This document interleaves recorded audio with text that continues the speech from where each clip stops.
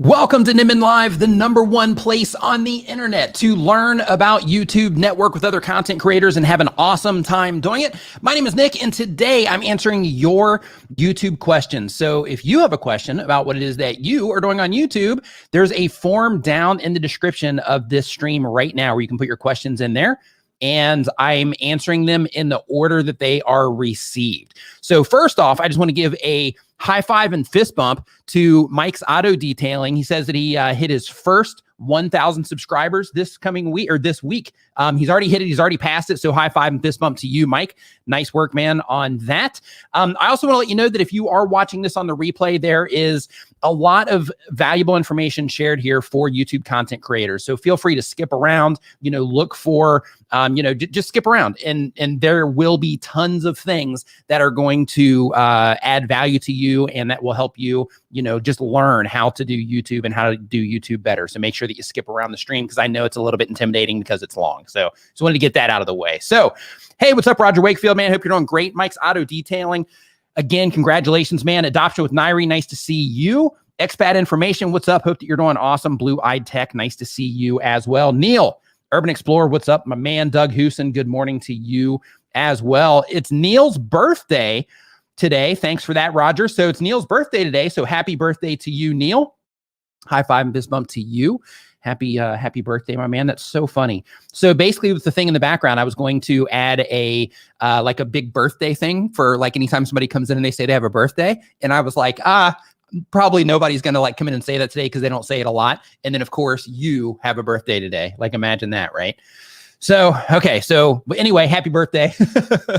I also want to let you know that this stream is brought to you by TubeBuddy, the #1 browser plugin for YouTube content creators. TubeBuddy will help you tag your videos. It'll help you optimize your videos for discovery in general. It'll help you test your thumbnails. It'll help you even be able to identify specific elements in your thumbnails that people respond to more than others. For example, faces, no faces, zoomed in, zoomed out, multiple faces, how many words of text, that sort of thing. You can try TubeBuddy for free at tubebuddy.com/Nimin. And if you do upgrade, if you are under 1,000 subscribers, you get a discount if you do decide to upgrade. So just as a heads up there. This stream is also brought to you by StreamYard. StreamYard is the live streaming service platform app that I use every single Saturday to live stream this. And one of the shots here, I think on this one, yeah. So basically this area right here, this is all StreamYard. And with StreamYard, you can add graphics to your screen. It curates the comments for you as well, which is cool. It allows you to pin things to the screen, like Neil saying, thank you everyone, for example. And you can also add, little additional, like watermarks, like you see up there at the top of the screen. You can see how I'm kind of switching around right now for different things that you can, do to the screen. So, make sure that you check out StreamYard at StreamYard.com. If you are interested in that, I've got a link to that down in the description as well. So with all of that stuff out of the way, hope everybody's having an awesome week. Hope everything is going fantastic. I was kind of running by my, the seat of my pants, so to speak, trying to get everything super chat. Yeah, thank you, Neil, for that super chat as well. Which that was more of an announcement, but I still put it under super chat. But I hope everybody's having an awesome week. So what we're going to be doing today, if this is your first time joining the stream, is the whole thing is directed by you. So how it works is you put your questions in the form down in the description below. You put them in chat because sometimes I pull them out of chat, sometimes I pull them out of that form.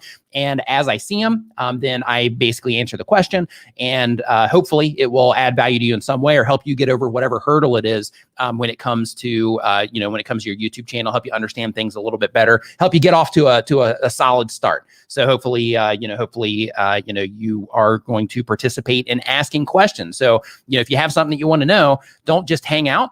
Right? Don't just hang out and listen necessarily, try to get involved, ask your question because, your question is just as important as everybody else. So Exciting Electronics says, how do I ask the question? So when it comes to asking the question, you can put it in the chat. And then if I see it, because I'll ask, hey, drop your question in the chat, and then everybody can drop them there, and then I'll just pick it out. Thanks, Roger. I appreciate it, man. Saying he's loving the studio. Still working on it. Still work in progress. This whole background thing, like this was Dee's idea. Wasn't mine. I'm not taking credit for that one. But there's also a form down in the description of this video right now, this live stream right now. So if you put your question in there now, based on the amount of questions that we currently have, exciting electronics, there's a really good chance we're going to get to it. So go ahead and get your question down there if you want to, get your question answered here. I also want to let you know that I do have a clips channel that I'm publishing to again as well, now that I got that verification loop taken care of. So because of that, just as a heads up, some of your questions. Hey, what's up, Tom? I hope you're awesome, man.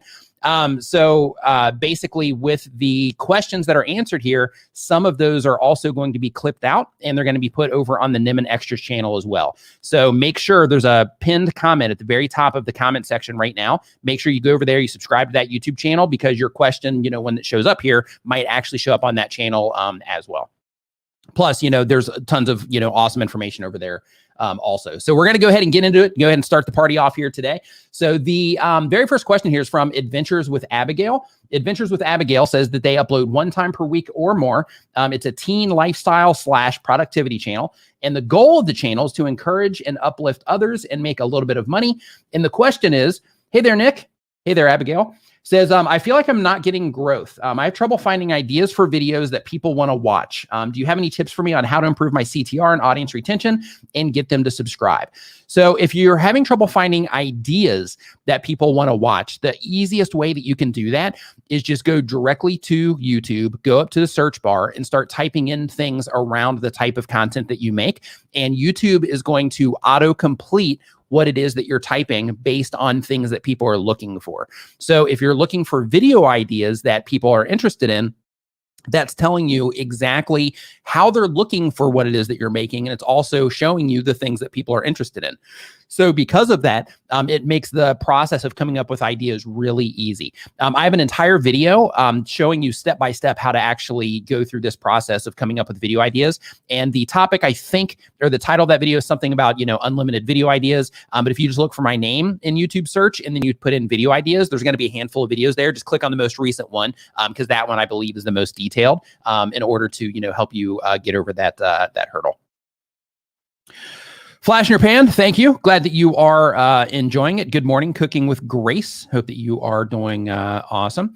So really quick, we got some super chats came in. Super chats. So really quick, as a quick side note. So what I'm trying to do, and I just couldn't get it worked out, is basically with the thing that's going on in the background is I'm also going to, it'll be figured out by next stream, but I'm going to be triggering. So like when super chats are dropped and memberships and things like that, so that all of that stuff is going to be changing back there as well, like as those things happen. So it'll end up being pretty cool. So we'll see how it turns out, having a completely overproduced live stream. We'll see how that turns out. So let's see here. Zeke the Geek says, hey, Nick, I love your content. I really appreciate what you do. Thank you, man. Says 2 questions. I scuba dive so I can make money doing videos with my GoPro. And even if not, how do I make good content with a GoPro?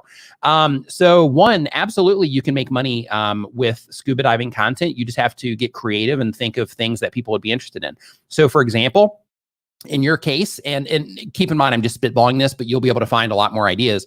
But if you are showing people how to scuba dive or you're sharing your scuba diving with those people, then in that situation, you can link to the equipment that you use as an affiliate in your description. Just make sure that you put the appropriate disclaimers there. It's called an affiliate disclaimer if you want to Google more information on that.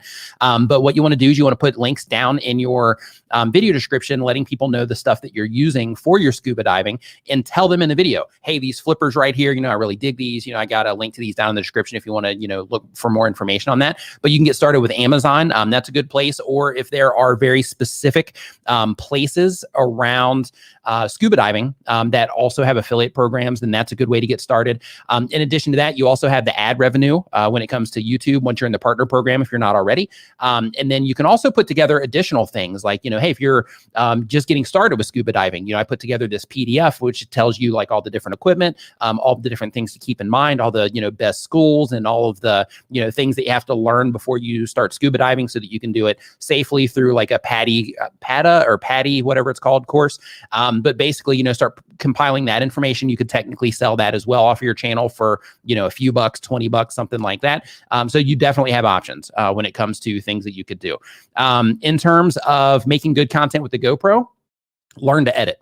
If you learn to edit, the camera that you're using becomes a little bit less important. Of course, having, nice equipment is helpful because the nice equipment, makes everything look good. But these days, a majority of the people on YouTube, a majority of the watch time on YouTube comes from a mobile device. So because of that, most people are watching videos, that are this big, maybe this big, or on a tablet, maybe this big. So, everything's really small for the majority of traffic. But if people are watching your content on TVs, things like that, then quality becomes a little bit more important in terms of the gear. But GoPros are awesome, man. Like, I'm in low light right now, and this right here is a GoPro as an example. And this is in low light, so it's not fantastic. And it just shut off. Excellent. Way to go, GoPro. But basically, and I have to stop my automation here. That didn't work out like I hoped. Here. That's hilarious. Yeah, way to go, GoPro. High five to the GoPro team there for not having that work out. But anyway, the idea is learn how to edit, because if you learn how to edit, then you can put together really cool videos. And when you put together really cool videos, then you are giving yourself the opportunity to create good content. Other things that you can do is, as long as it would apply to what it is that you're doing, you could also, I'm going to switch the automation here, see if this works. Another thing you can do as well is, when you are trying to make good content with a GoPro, think about, okay, I'm putting together a story for people, or I'm putting together information for people. And with that information or with that story that I'm putting together, I need to make sure that, that I'm grabbing people when the video first starts, and that I'm, explaining to them, why this particular video might be important to them. And then I'm giving them an awesome experience through the rest of the content, through the editing that I'm doing in the video, and through the story that I'm telling, or the information that I'm sharing through the video as well. So, those things will help you make better content that people will respond to better. Let's see here. As I scroll up this list here, because we had some more come through. You know what? I'll just see here. Mike's Auto Detailing says, finally got to 1,000 subscribers this week. Thank you for all the help that you've done for me. I appreciate you very much, Mike. Congratulations again, man, on that. High five and fist bump to you. And my pleasure, man. I'm glad that you're finding value in the content, but more importantly, I'm really happy that you execute on the advice, right? That you actually, take some of the information that you hear and you start applying it to what it is that you're doing, because that's the biggest hurdle that people have. Herman from Drost Video, who also makes YouTube related topics, by the way, everybody. So if you want more YouTube information, definitely make sure that you follow him. But he's saying that he loves the Hero 9. The one that I'm using right now that shut off on me is a 8. So I need to look into which one's better for live streaming. But I had another camera that I should have used instead for this situation. It's like a Sony X whatever 3000 or something like that. Let's see here. Next up on the list, we've got the Eternal Samurai. Love that channel name, by the way. And let me scroll down the page here and find that puppy so I can pin it on the screen. There we go. Okay, the Eternal Samurai says, "Hey Nick, what's up, Eternal Samurai? Hope you're doing great." Says, my last video flopped because no one cared about the topic. I get vidIQ, keywords tool, keyword research tool, TubeBuddy, and the Answer the Public tool. How can I get the most out of these tools? First off, what you need to do is, when you are using the tools, make sure that you are looking for the keyword or the keyword phrase around something that somebody might be interested in, and you're putting that in and not your entire title, to make sure that it's giving you back the most accurate information based on, the probability or your optimization score or whatever, but just to make sure that you are, doing that instead of putting entire titles in there, including the compelling elements and all that. Another thing as well is, when you are looking for things from like Answer the Public and TubeBuddy, just take a moment and use the YouTube autocomplete that I was talking about before. Put put whatever the topic is that you are making your video about there, and see how, see the different ways that people are looking for it. And then keep putting some of that information into TubeBuddy or vidIQ, whichever one you're using. And when you're doing that, both of them are also going to give you additional suggestions of ways that people are looking for it. So just start looking around at those, doing a little bit of research to figure out which ones you have the highest probability of showing up for, or showing up next to when somebody else is watching some of those videos as well. In addition to that, it is important to know that even with the tools, like you're saying that it flopped because nobody cared about the topic. So in terms of knowing for a fact that that's why it's flopped, make sure that you dig into your data if you're not already.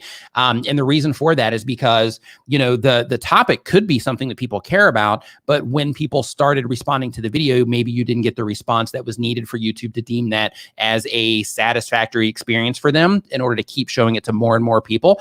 But one thing that you can do is you can look at the impressions that you're getting from YouTube, and you can see, if they've kind of stalled out or if they continue to climb. And that is going to come down to the topic, right? You got to make the topics people care about, which is why you're asking that question. But also how you're packaging it in general with your title and your thumbnail. And also, once people click on it, the things that happen there are also, in terms of people watching it, further engaging and all that, those things are also going to be important to telling YouTube, that this is a quality experience for people. So those are some things that you should be looking into in your situation. Hopefully that helped. And let's see here. Next up on our list, there was another one that came through that I missed it, so I'm not going to be able to pin it to the top here. From Ross Light. Super chat. Says, hey, how long does it normally take for processing on the Facebook page? I'm not sure what you mean by processing on the Facebook page, Ross Light. If you are talking about like the Niminati VIP, that usually happens the Monday after people join. If you're talking about something that happens on Facebook, I have no idea. So if you had joined and you're not in there yet, just either resubmit and make sure you answer all the questions, or I'll go back in there and I'll look a little bit more for yours when I get in there on Monday. Let's see here. So next up on our list, we got Adventures with Abigail taken care of. Next up, we have Cooking with Grace Always. How many people here have a cooking channel? Because I know that there's a lot of, like gamers in here, and a lot of people that do lifestyle content as well. How many people here make cooking videos? Just give me a hashtag me if you make cooking videos. I'm just curious. So the question here, they upload one time per week or more, and it's cooking and personal blog content. Okay, we got Kitchen Draft, got that kitchen name in there, Happiness Kitchen. What do you think about going live weekly? Yeah, okay, so we got some other kitchens, not a ton, it looks like, but we got a few people representing the food space. So the type of channel is cooking and personal blog, and the goal of the channel is to share my cooking skills and add entertainment value with blogs. And the question: my channel had a lot of growth in the past 2 months, and the momentum is slowing down, although I'm keeping up with what I've learned from your live streams. Thank you. Okay, so you've had a lot of growth in the last 2 months, the momentum's slowing down. Okay, so what you want to do if you are starting to lose that momentum, as long as you're still publishing, on a regular basis, go and look at your content that has performed best for you. And YouTube shows it to you, like as soon as you log into your analytics. YouTube's going to show you the videos that are your top performing videos for the period or whatever date range you select. So look at the last 28 days. And when you are looking at that last 28 days, the videos near the top that are driving the most views, those are the videos that are driving the channel right now. So try to make something that is either topically similar or a logical next step to where, since it's cooking, if it was, how to make, cookies, then the next one might be, how to make sugar-free cookies or non-fat cookies or no calorie cookies. That'd be great. But basically, or cookies that you could eat as food and live off of. That would be great also. But basically, like whatever that next step is, just try to think of, these are the videos that are driving the channel, which means these are the people that are subscribing. These are the people that are generating activity on the channel, which means that the next videos I publish, YouTube is more likely to show my content to some of those people. Therefore, let me publish something that would make sense based on the content that they watched recently.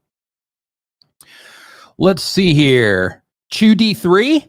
Hey man, it's okay. It's good. It's like you find it. You find the info when you find the info, right? Albie-tastic saying cookies. Yeah, I can. I'm right there with you. Albie-tastic. As soon as I started talking about cookies, I was like, man, why did I start talking about cookies? Okay, so let's see here. Next up on our list, GG Clan. Thank you for the kind words. I appreciate it.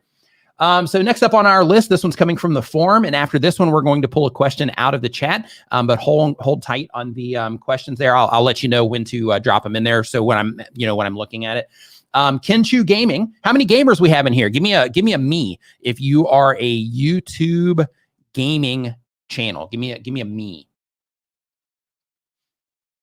So I know we got like lots of gamers in here. Typically, let's see if that's still the case right now. So let's see here. So yeah, me. All right.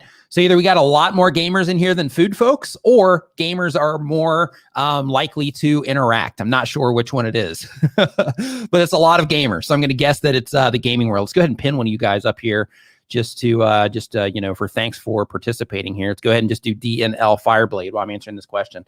So the typing channel here is gaming. And this is for Kenshu Gaming. The goal of the channel is to reach 10,000 subscribers. I'm uploading it as a hobby.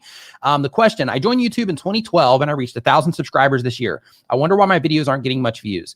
So for everybody that's not getting a lot of views on your YouTube videos, there's a reason that you're not getting a lot of views on your videos. And I'm gonna tell you like some of the different variables that can come into play.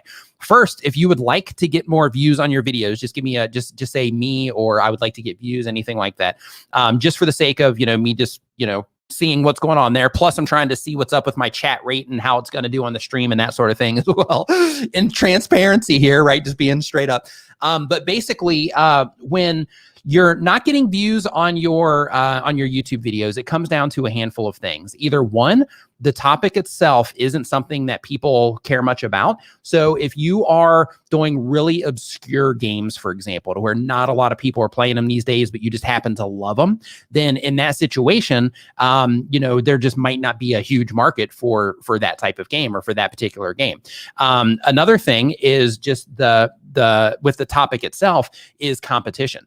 So if you make a video about the same exact thing and you package it all up the same exact way that 1,000 other gamers are doing, then that means that when somebody comes onto YouTube, the system has 1,000 other videos, or more in most cases, 1,000 other videos that they can pretty much scrape from, or they can, pull from, I should say, to show that particular viewer that might be interested in that particular topic, right? So competition is also another thing, but when it comes to the competition, an important part of the competition and an important part of YouTube, showing your content and all that stuff is, even if you have a brand new channel, you can get more attention than the competition if you do the following things. You get people to click on your videos more in terms of your click-through rate. You get people to click on your videos more. And because you're already making it, the topic that they care about, and you create an experience in the video content that keeps the people watching more when they are interacting with your content. Super important. And then of course you keep stacking on that with engagement, with generating a subscribe, having people, come back to the channel on a regular basis, things like that. All of those things help you get more views on your YouTube videos. So if you're not getting views, then those are some things that you need to look at. Go and look at your click-through rate, go and research the topics, and make sure that when you are putting your topics together, that it's crystal clear what it is that your video is about. Because I see a lot of gamers, because look, a lot of gamers watch my content. I go into the comment section and I'll pop open channels, right? Just because that helps me come up with things like, hey, I just seen 10 channels that are doing this thing wrong, so let me make a video about that, right? That's one of the ways I come up with video ideas. So because of that, I'm looking at a lot of channels, and when I'm looking at these channels, a lot of gamers specifically will do things like, I can't believe this happened. And like, that's it. There's no context to anything about what the video is about. It might be like their face going like this, and then it's like, I can't believe this happened, but it's not clear that it's a game. It's not clear who it's targeted for, anything like that. So it's really important to make sure that when you are making the topic of the video, when you are putting the title of the video together and the thumbnail, it's really important that you think about the people that are going to be seeing that on their home pages, the people that might see it when it comes up in search, however many times it comes up in search, the people that are going to be seeing it when it's getting recommended next to other videos, and make sure that how you're putting everything together is done in a way that will help people identify that it's for them, or at least something that they are interested in. So as soon as you help people identify that it's something that they might be interested in, right there out of the gate, you're increasing your chances of that person clicking on yours. Now, YouTube might show them 3 other videos or 5 other videos that they think they might be interested in that point in time, and that's fine. But as long as you can help them identify that yours is also something that they might be interested in, then you are increasing your chances of that person clicking on what it is that you're doing. And that's a really important part of being a content creator. Now, if you're doing entertainment content, or you're doing things that are just completely over the top, then in that case, you can be a little bit more loose with how you're packaging things up. But even then, it's really important to make sure that you are generating momentum, you have an audience already and things like that, so that YouTube has that core group of people that they can test your content against that are already proven to like it. When you do start getting really creative with your titles and things like that, or not being super specific with what it is that you're doing. Let's see here. USA live stream. Thank you for the super chat. I appreciate it. Cooking with Grace always. Thank you for the super chat. I appreciate it there.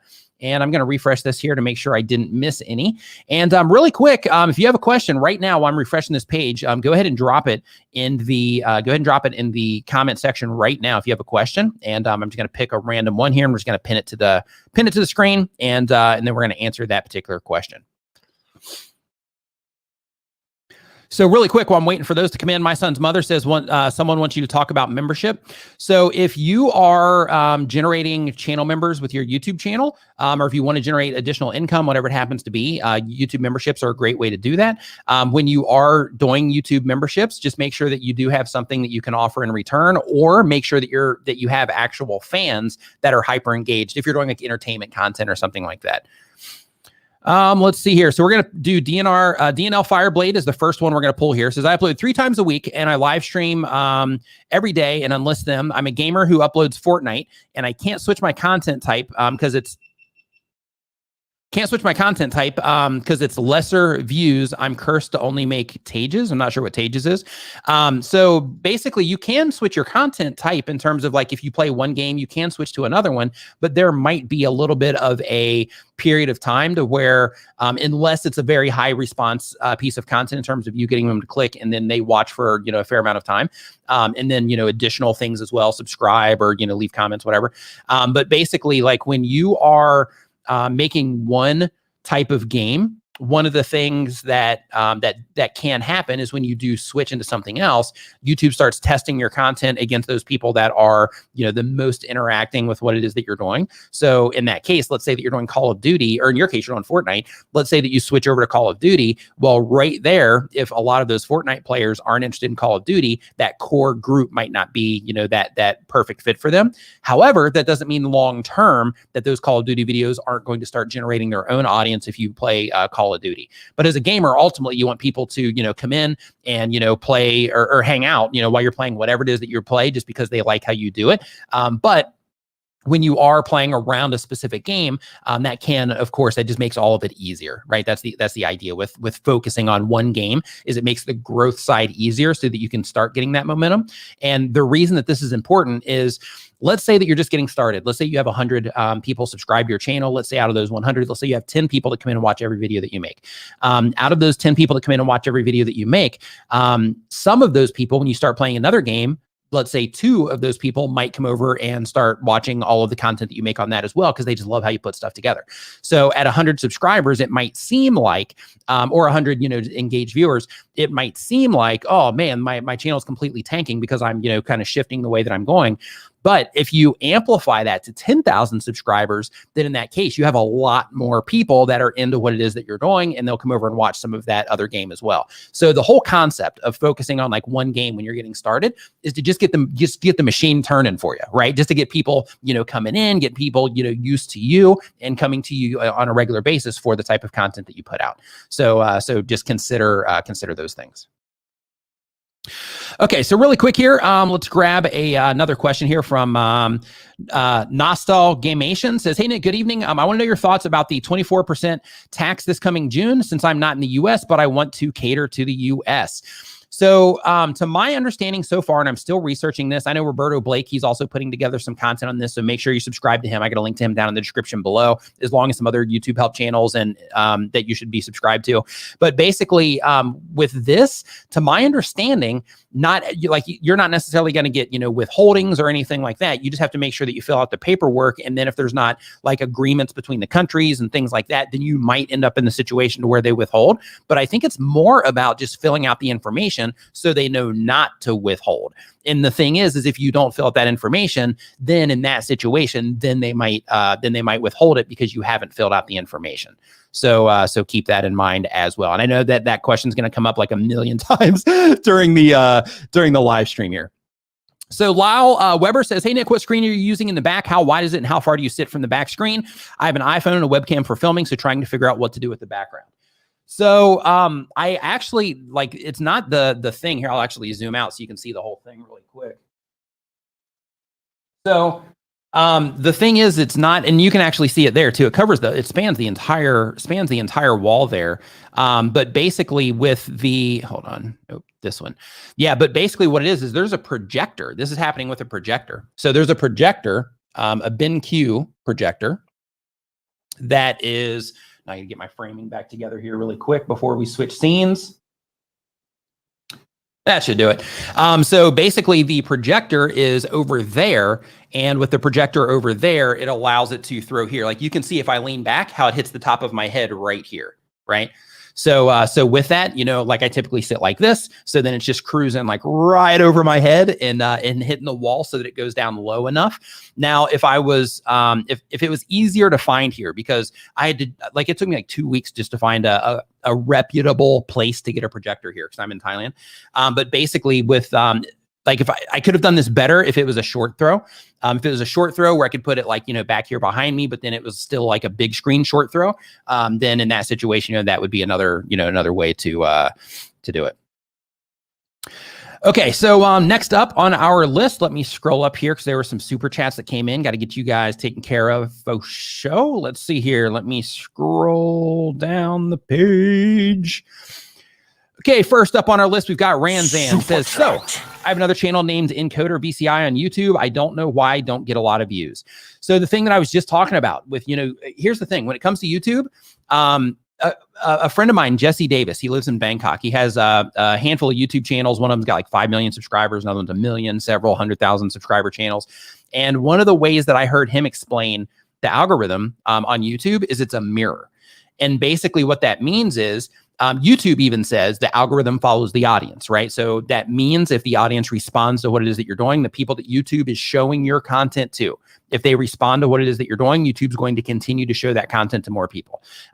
In terms of his analogy of the algorithm's a mirror, same exact thing. Like it's a mirror of how people respond to what it is that you're doing. The higher response that you get, then the more YouTube is going to continue to show your content to more people. So if you're not getting views, like I mentioned before, it comes down to you not being able to, it's not that you're not able to, it's just that maybe you haven't learned how to fine tune it in a way to where you can get that response for the people that you're trying to reach yet.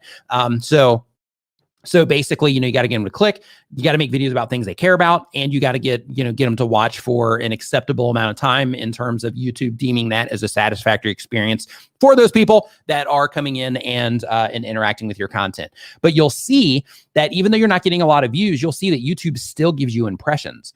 And what that means is that they still show your content to people, and just people aren't clicking on it, or they're just not, enjoying the content. So look in your audience retention reports, and you'll see, the graph there showing you second by second how people respond to what it is that you're doing. And then of course, look at your click-through rate as well.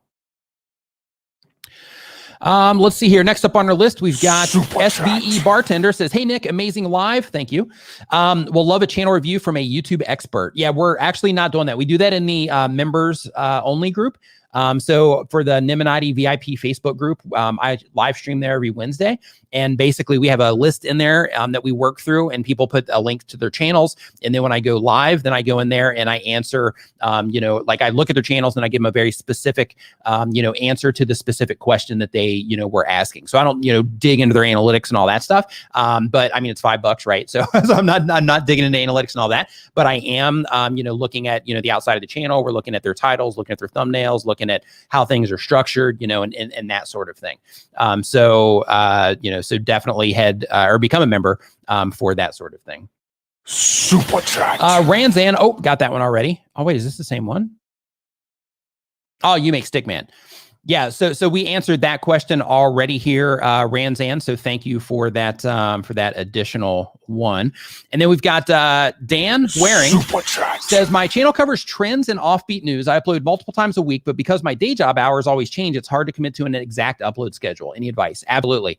YouTube has a scheduling feature to where you can schedule content in advance. So in your particular case, if you're covering trends, that's going to be a little bit more difficult, because in that situation, it's important to get that content out as fast as possible. And if you're on the job, you're on the clock when that happens, then, you can't just run out of work and make content about it. But in that situation, for anything that you can talk about to where you can schedule it, I would definitely do that. And then for the trending stuff, so for offbeat news, schedule some of that if possible. And then for the trends, then those, if you have a video scheduled for the offbeat news, when a trend pops up that you can hop on, maybe change that back to unlisted instead of scheduled, and make a video on something trending in that situation. But another thing, like doing trends in news, it becomes difficult because you can't really batch content. So it makes that a little bit more, difficult in that situation because you can't do the batching. Where, a lot of content creators like me, for example, when I'm not being lazy, I can technically sit in front of a camera all day and crank out, a bunch of videos, and then I'm good for a long period of time. I don't do that often, but I used to, and I will be getting back to that, but that's something that can be very beneficial to your mind state. Not feeling that pressure to, I got to make content because I have a publish date coming up. That can help you with that, and it just helps you get ahead of the queue. But in your type of content, it doesn't seem like that's going to be a reality. Okay, so we got SVE bartender.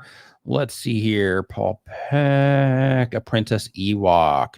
Great question here. Says, best tips for somebody who is really close to 1,000 subscribers, but has seemed to stall. Go into your YouTube analytics.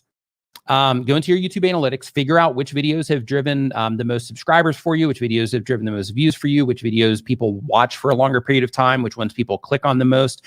Go in and look at that information. Also look at the videos that are performing the best over the last 28 days and make content that would be topically similar or a logical next step. Something to where if, they're watching your content and those particular videos are bringing some viewers in, to where the next video that you publish would be of interest to those viewers based on those other videos that are proven to be driving your channel right now. So I would take that approach, but also look at things, people, your retention, how long are people watching your videos for, your click-through rate, all that.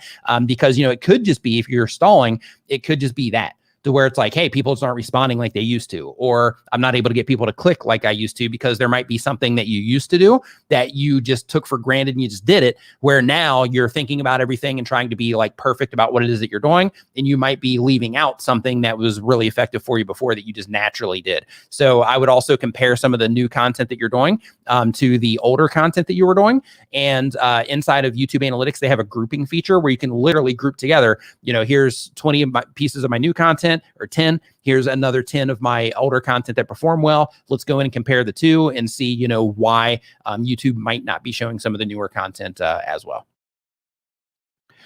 Let's see here. Brian G. Johnson in the house. Brian G, what's up, dude? Saying what's up to Mr. Camera Junkie. Let's see here. So Tox CPT says, any advice for 24/7 live stream? So I've built a YouTube channel to a little over 2,000 subscribers off of a 24/7 live stream. And all of that, I think I had 200, maybe 300 subscribers when it started. Now it's 2,100. So it's pretty close. But basically with that, it's been running for a year. So it's been running for a really long time. But I don't do anything to run ads to it or anything like that. In this particular thing that I was doing, or that I'm doing still, it's a 24/7 live stream of video ideas for YouTubers. So the people that I can potentially reach with that is a lot less than if you're doing music, for example. But when it comes to 24/7 live streams, a few things that you can do, of course, you could run ads to them as well. Just make sure that they're targeted properly.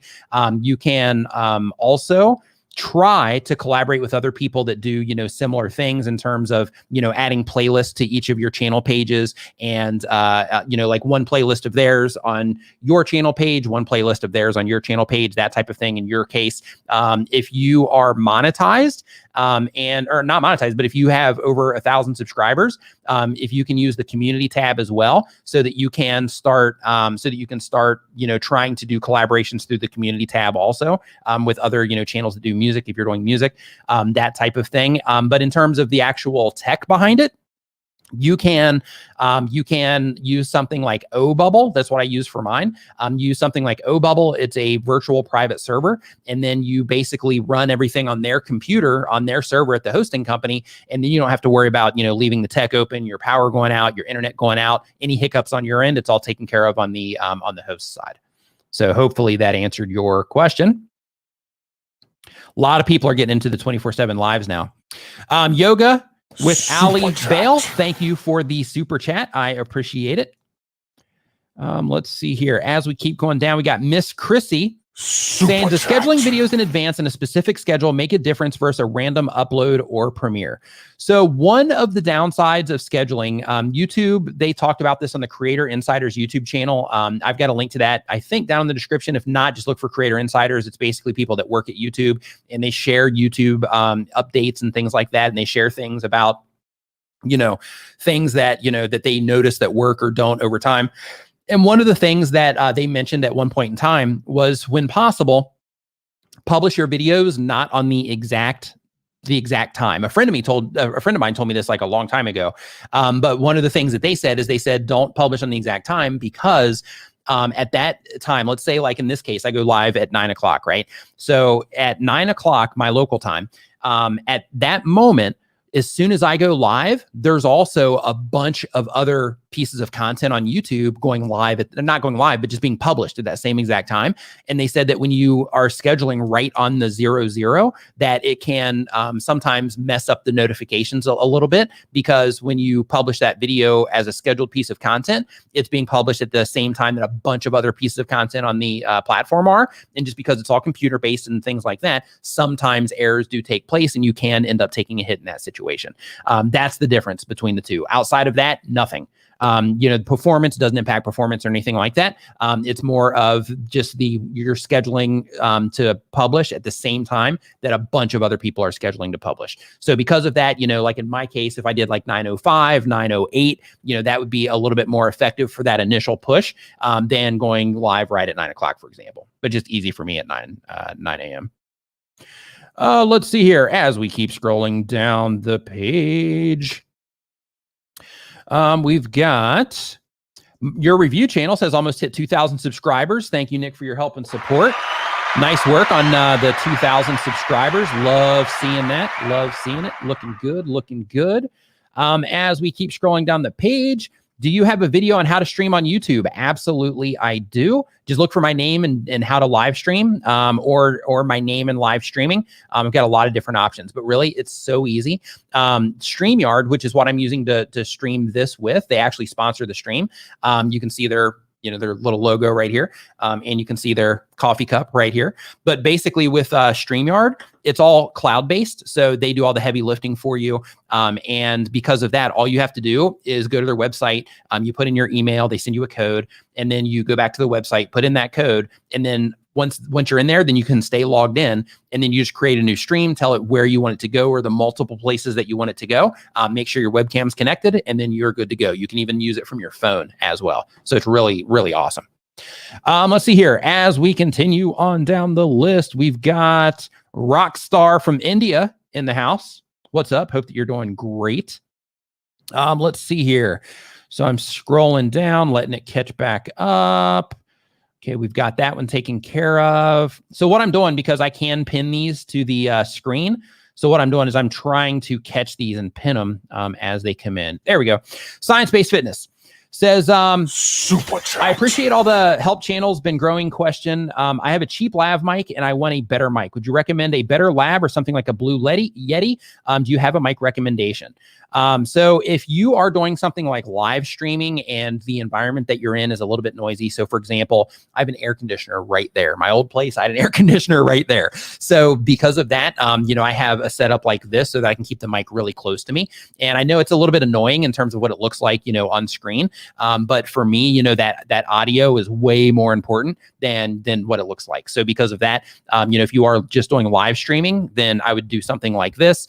This is a Shure SM7B. They also have like Roadcasters, for example, which are a great solution, or the Blue Yeti. But the one thing with the Blue Yeti is it seems to pick up tons of, background noise and things like that, where these are a lot more focused on your voice, and they cut out a lot more of the background noise. So keep that in mind. But if you are talking about like a microphone for like a talking head video, this is great for voiceover stuff too.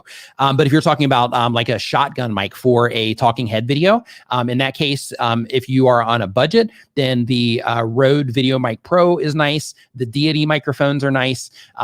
If you want to spend, a little bit more money, then you can look into things to where they're like phantom powered and things like that. Like I have the Rode NTG3, I think it's called, or NTG6, one of the two.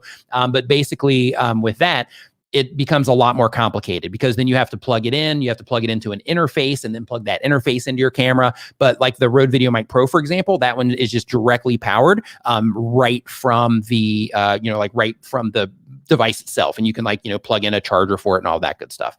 So in your case, a lavalier is probably going to do fine, but if it's not, then look into a shotgun mic. But with a shotgun mic, just keep in mind that it's important that you keep it as close to you as you can. So for example, like if this was your scene, if you are actually talking on screen, if this is your scene, you want to have it to where you can literally almost reach out and touch it if possible. If you can't do that, if you're not, cropping your shots tight, kind of like this, then in that case, I would keep using the lav or try to find a better lav if you end up not happy with the one that you have. Next up, we've got Alt Dad Tech.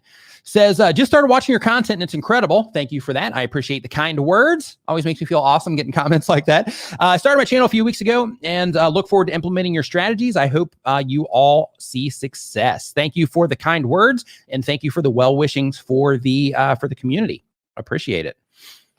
Let's see here. As we keep scrolling down, there's another one. And I'm going to pull another question out of the chat here in just a second after I get through these. Kunik says, what's the most important thing for a small YouTuber to focus on? And I mean small, like 50 subs and around 30 to 80 views per video.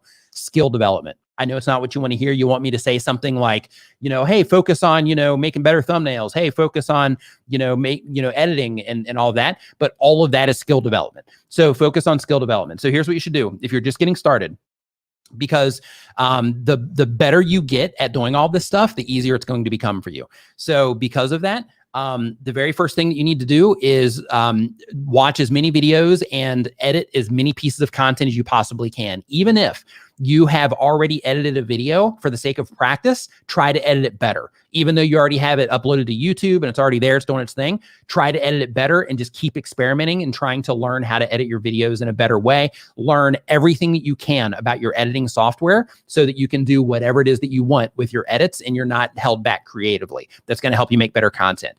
In addition to that, watch videos on how to make better videos in terms of the edit. There's actually a YouTube channel.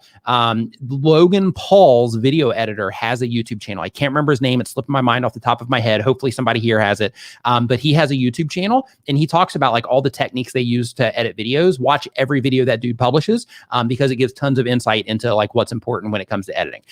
In addition to that, watch videos on design. If you're doing anything with your thumbnails, if you're using custom thumbnails, you need to learn how to direct people's eyes to things that matter.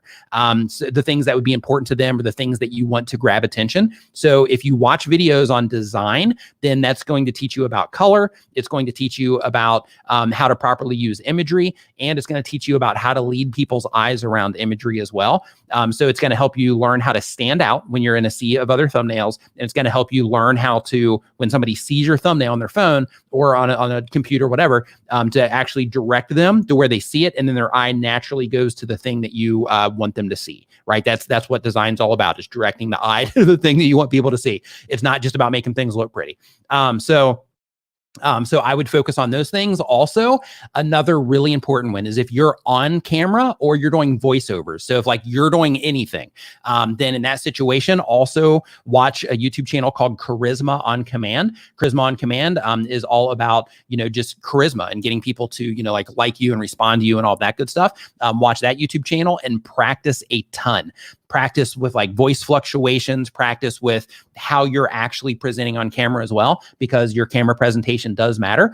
You don't have to be over the top entertaining. You don't have to be, you don't have to speak like really fast, anything like that. But you just need to make sure that what it is that you are doing and how you're presenting your content is a good match for the people that are interacting with your content. So as an example, if you're reaching like a younger crowd, then in that situation, talking a little bit faster, having your edits go quicker, having, more hyped up music, things like that in your videos makes sense. Whereas if you're reaching an older crowd, then in that situation, you might want to slow it down just a little bit. You might want to, be a little bit more mindful of your music choices. The edits themselves, you might want to slow those down just a tad as well. So it's not just like bam, bam, bam, bam, like you would do, like if you're reaching a younger audience. So you just want to pay attention to that.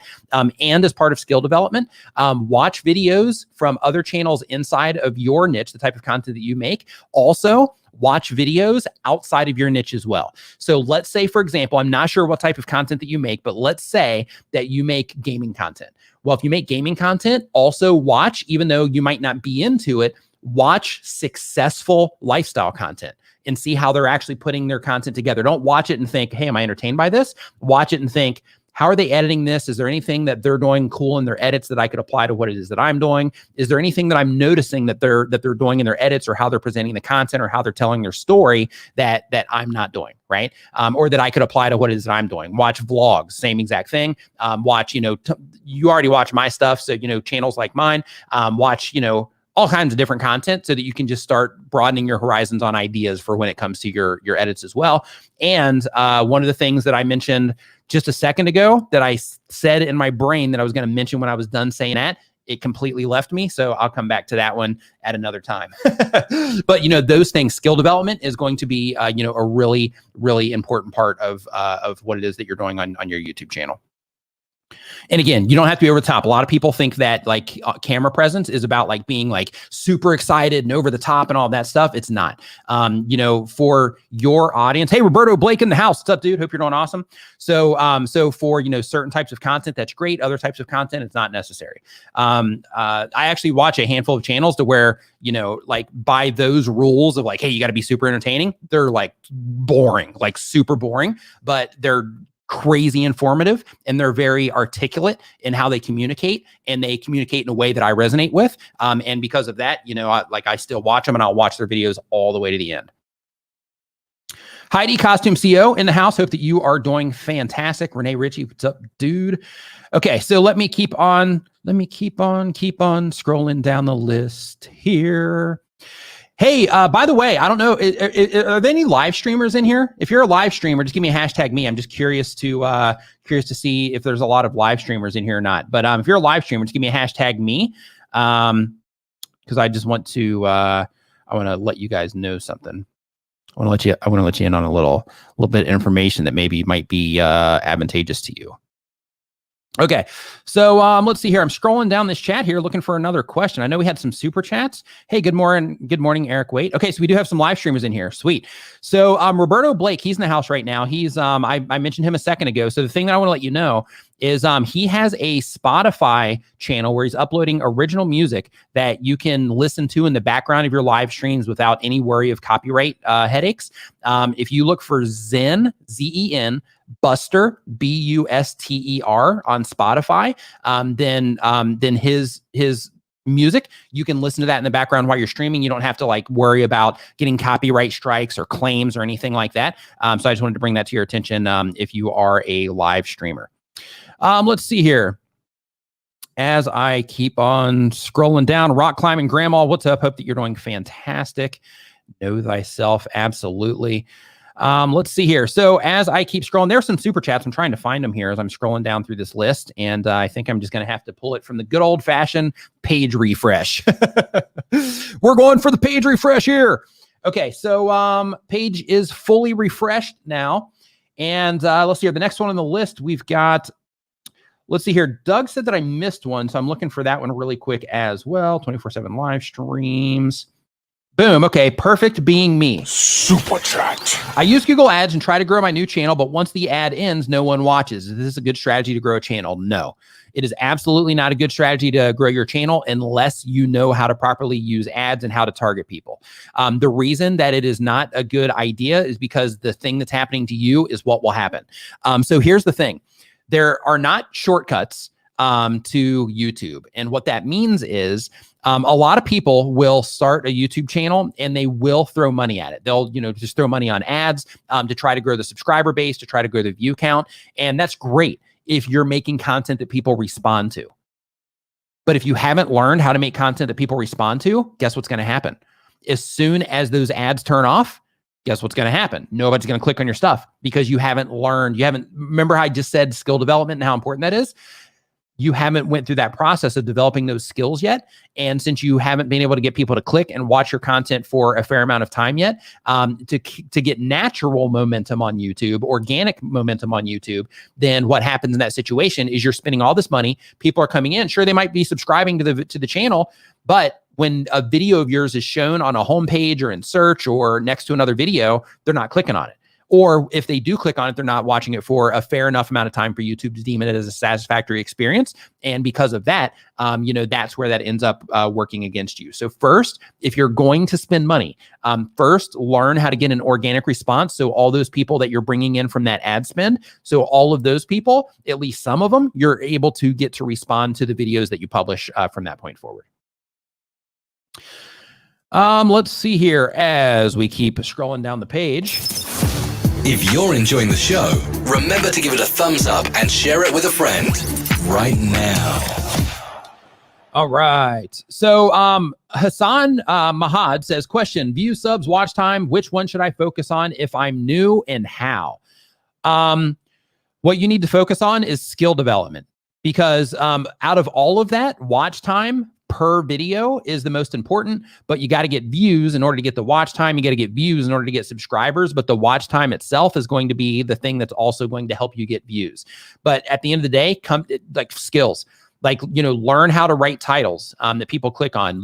Look at blogs and YouTube videos on copywriting, on generating an emotional response from copy, all of that good stuff. Like, look into those sorts of things to level up that skill set.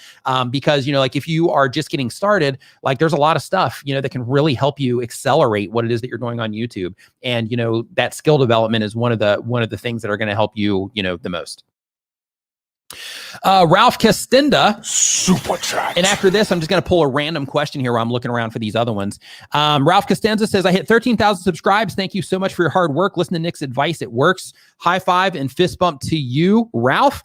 Nice work, man. Absolutely love seeing that. Love when people come back in and they're like, hey, applied some stuff. It's working. But here's the thing, dude, is, you, Ralph, you put in the effort. You are the person that, has been cranking out videos and all of that good stuff. And that, is putting real effort into what it is that you're doing. So give yourself a high five as well. A quick pat on the back, a quick cheers, from the mug for seeing it through. Because if you can get to 13, you can get to 130. If you can get to 130, you can get to 1 million. It's just filling in the time with content between now and those particular milestones. So nice work, man. Love seeing that. Next up, we've got Kristen Grady. Kristen Grady says, I've been watching you for about 2 weeks and I'm seeing some growth. Do you recommend posting more frequently to grow at the start? So when it comes to your uploads and how often you should be publishing your videos, one of the things that that is really important to consider, and I'm actually going to scroll down so I can put this one on screen if possible. There we go. One of the things that's really important to consider is when you are thinking of your schedule, right? And you're thinking like, okay, how many videos I'm going to be uploading to YouTube? A few different things that I want you to consider. So first off, let me know in the chat, everybody, let me know in the chat how often you upload to YouTube. Do you upload twice? Do you upload once per week, twice per week, 3 times per week? Or you uploading daily? Like, let me know in the chat what you're doing. But basically, when you are considering posting more, the very first thing that I want you to consider is the sustainability with what it is that you're doing, because YouTube is a long game, right? Everybody wants the results quick, but in most cases, it takes a while to get the ball rolling. And even once the ball is rolling, if it's something that you're going to do for a long period of time, like it needs to be sustainable. So because of that, working the process of creating content into your life and making it part of your lifestyle, to where, let's say Monday is the day that you do research for videos. Tuesday is the day that you do some keyword research. Thursday is the day that you actually record the video. Friday you edit, and then you publish Friday night or the following Monday, whatever it happens to be. So like when you start working that into your schedule, get that part comfortable first so that you don't feel pressure. And then if you want to start uploading more, then in that case, just look at it from this perspective.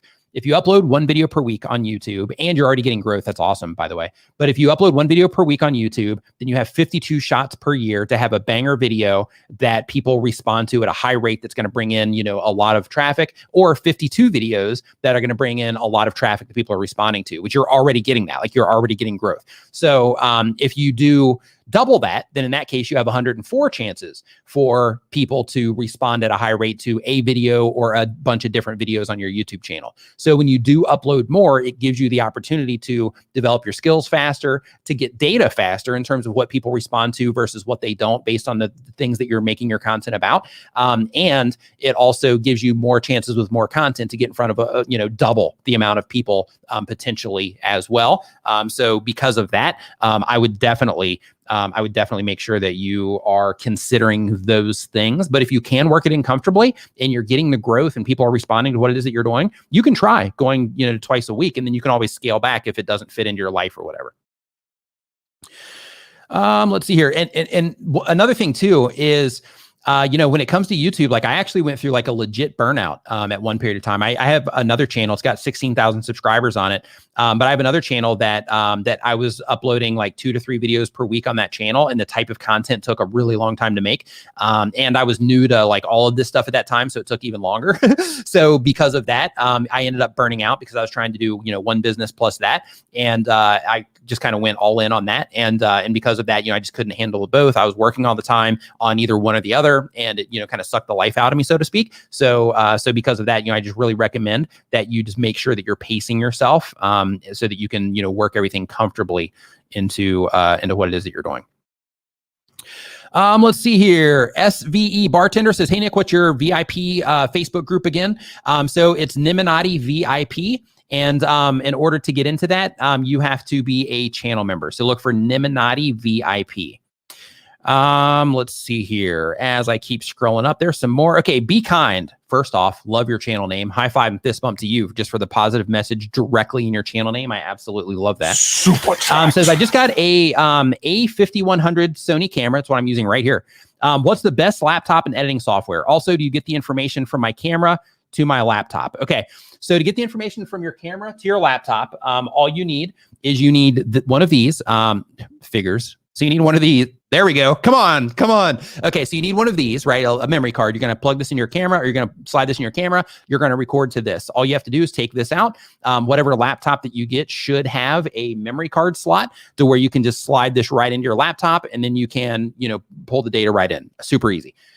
In terms of what laptop to get, my area of expertise is not tech, but I can tell you, I've went through like a nice handful of laptops, and the ones that I enjoy the most are the MacBook Pro and my Dell XPS. I also got a HP Omen. That's actually what's running this thing in the background right now. I got an HP Omen a few years ago, and I really enjoy that one as well, but it's just not as fast, of course, but it's a little bit older. But the Dell just runs circles around it, but I'm not sure what your budget is or anything like that. But the Dell XPS is great, and the MacBook Pro, of course, is also great. But when you do get your laptop, you're making a choice for an operating system. All the Mac stuff is typically more expensive, and some people find it easier to use. I'm a PC guy, so I just use mine for music for the most part. But it's it's a good computer. But I can get a lot more power for the price with a PC personally, and I get a tower. I don't get the laptop. So like all this stuff, like my day-to-day work stuff is all done on an actual tower,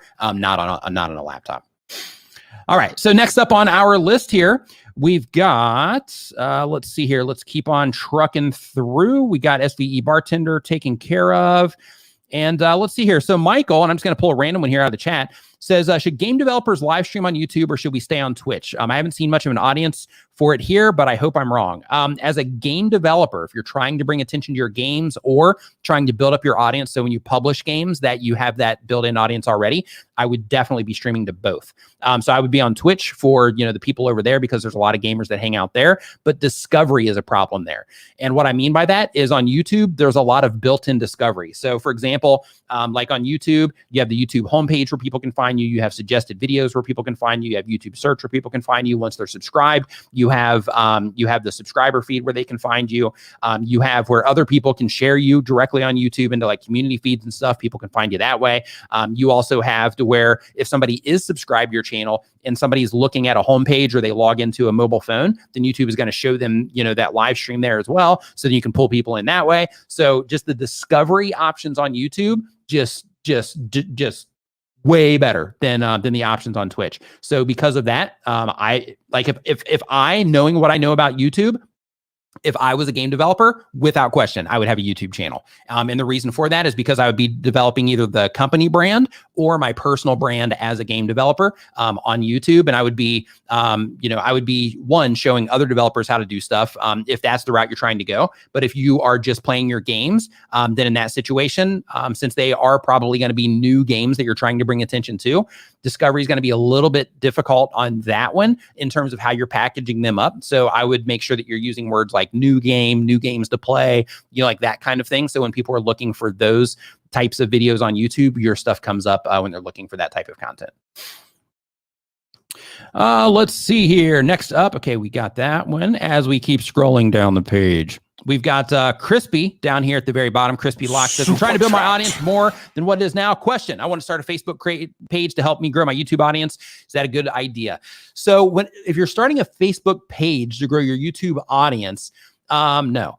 What you want to do in that situation is, if you want to just grow a bigger audience, then upload content natively to Facebook too. So you can upload content to YouTube, upload it to Facebook. And the idea, like one thing that I want you to think about here, just a little bit of a perspective that I want you to think about, is if you are trying to grow your audience more, instead of just thinking I'm trying to grow my YouTube audience or my Facebook audience or my Twitter audience or my Instagram audience or whatever it is, think I'm trying to grow my influence in general. What platforms, based on the skill sets that I have, the things that I'm interested in, the platforms that I like to be on, which platforms are going to be a great fit for me to help me grow my influence on the internet, right? So that means you would upload content to YouTube, you would upload content to Facebook as well, since you're looking into that. Maybe you even have some content that you would upload to Instagram as well, for the sake of, also taking advantage of all the stuff that's going on there, and TikTok, of course.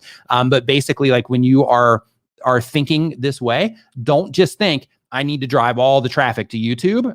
Some of the people will flow over as long as you let them know you have a YouTube channel, but use the platforms for what it is that they are on the platform. So for example, if you're uploading stuff to TikTok, make it TikTok worthy content. If you're uploading stuff to Facebook, you can kind of repurpose YouTube videos there. Just make sure that you're using Facebook related language in some of them, instead of, all like, hey, subscribe and blah, blah, blah. Make sure you're using like, hey, follow our page, make sure you like this video, share it, that type of stuff.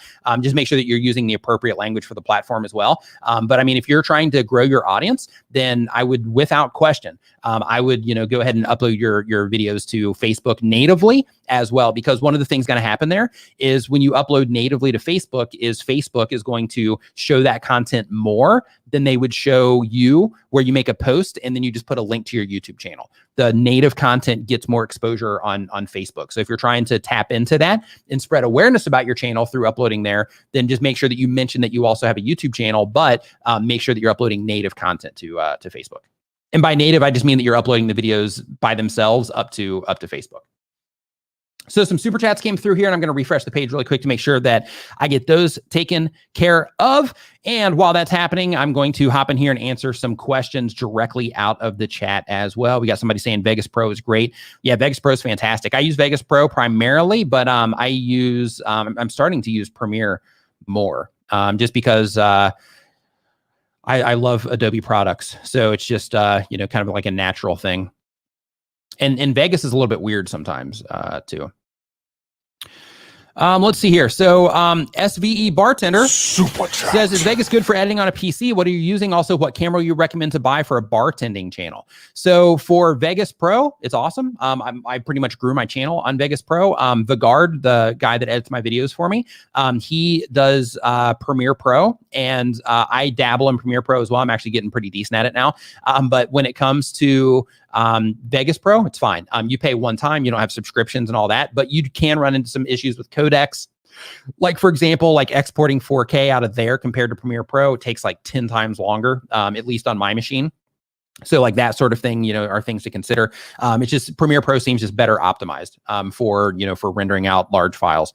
But in terms of the camera to recommend for a bartending channel, this one, of course, would be dependent on budget, of course. But, I'm really happy with my Sony A6500s that I have. Like this one right here is an A6500. This one here is an A6500 as well, the one that I'm pointing to back there. This one is a Sony A5100. I really enjoy this camera as well for live streaming, but I wouldn't want to make content with this just because it's just not as tack sharp and not as high quality as what I get out of the A6500, for example. I know that if you're like wanting to just drop a bunch of money on a camera, then in that situation, I know Sony came out recently with their like A7S III, I think it's called. And Brian G. Johnson, who was in here earlier, I'm not sure if he still is, but with Brian, like he got that and some lenses for it, and he absolutely loves it. But I mean, it comes with a hefty price tag as well. But like if you're just getting started and you're like, hey, I just want something that's going to work, then like a 6100, 6400 from Sony, those are great starts. I even recommend the Cannel.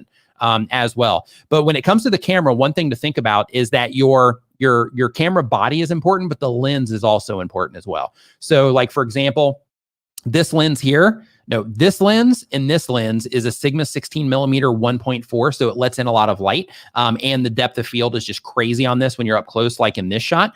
But this one right here is a 35 millimeter 1.8 lens. And then I've also got a polarizer on there so you can see the screen, properly. But this shot right here, this is on a 35 millimeter lens.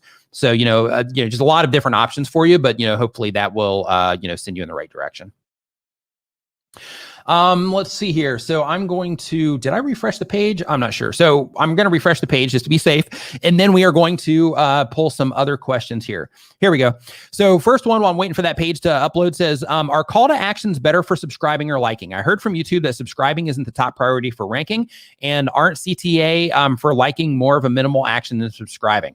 So here's the thing. When it comes to ranking, so somebody subscribing to your YouTube channel isn't going to help you show up in search necessarily, right? But when it comes to discovery, that can help, because one of the things is if somebody clicks on your video, that shows that they're at least interested in your topic. When they start watching the video, if they watch that video for a fair amount of time, that shows YouTube that they enjoyed that video. If they subscribe to your YouTube channel, that shows YouTube that they're interested enough in that particular content or what it is that you're doing to subscribe to your channel and possibly come back and watch more.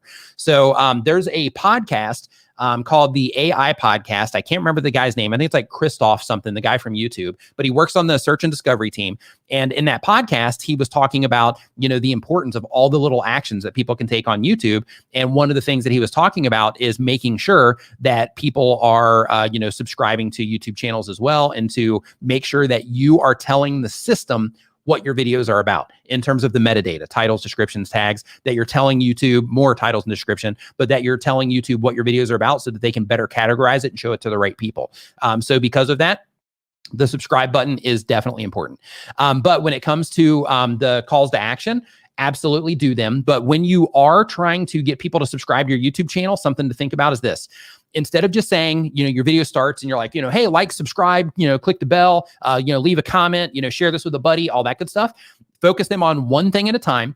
And on that one thing, tell them why they should do it. So instead of just telling them why they should instead of just telling them to subscribe, tell them why they should subscribe. And that why should be based around the value that they're going to be getting from your content. Because what you're doing is you're just making it clear to them that this is what I do on the channel. So if you dig this video, then, you want to make sure you subscribe.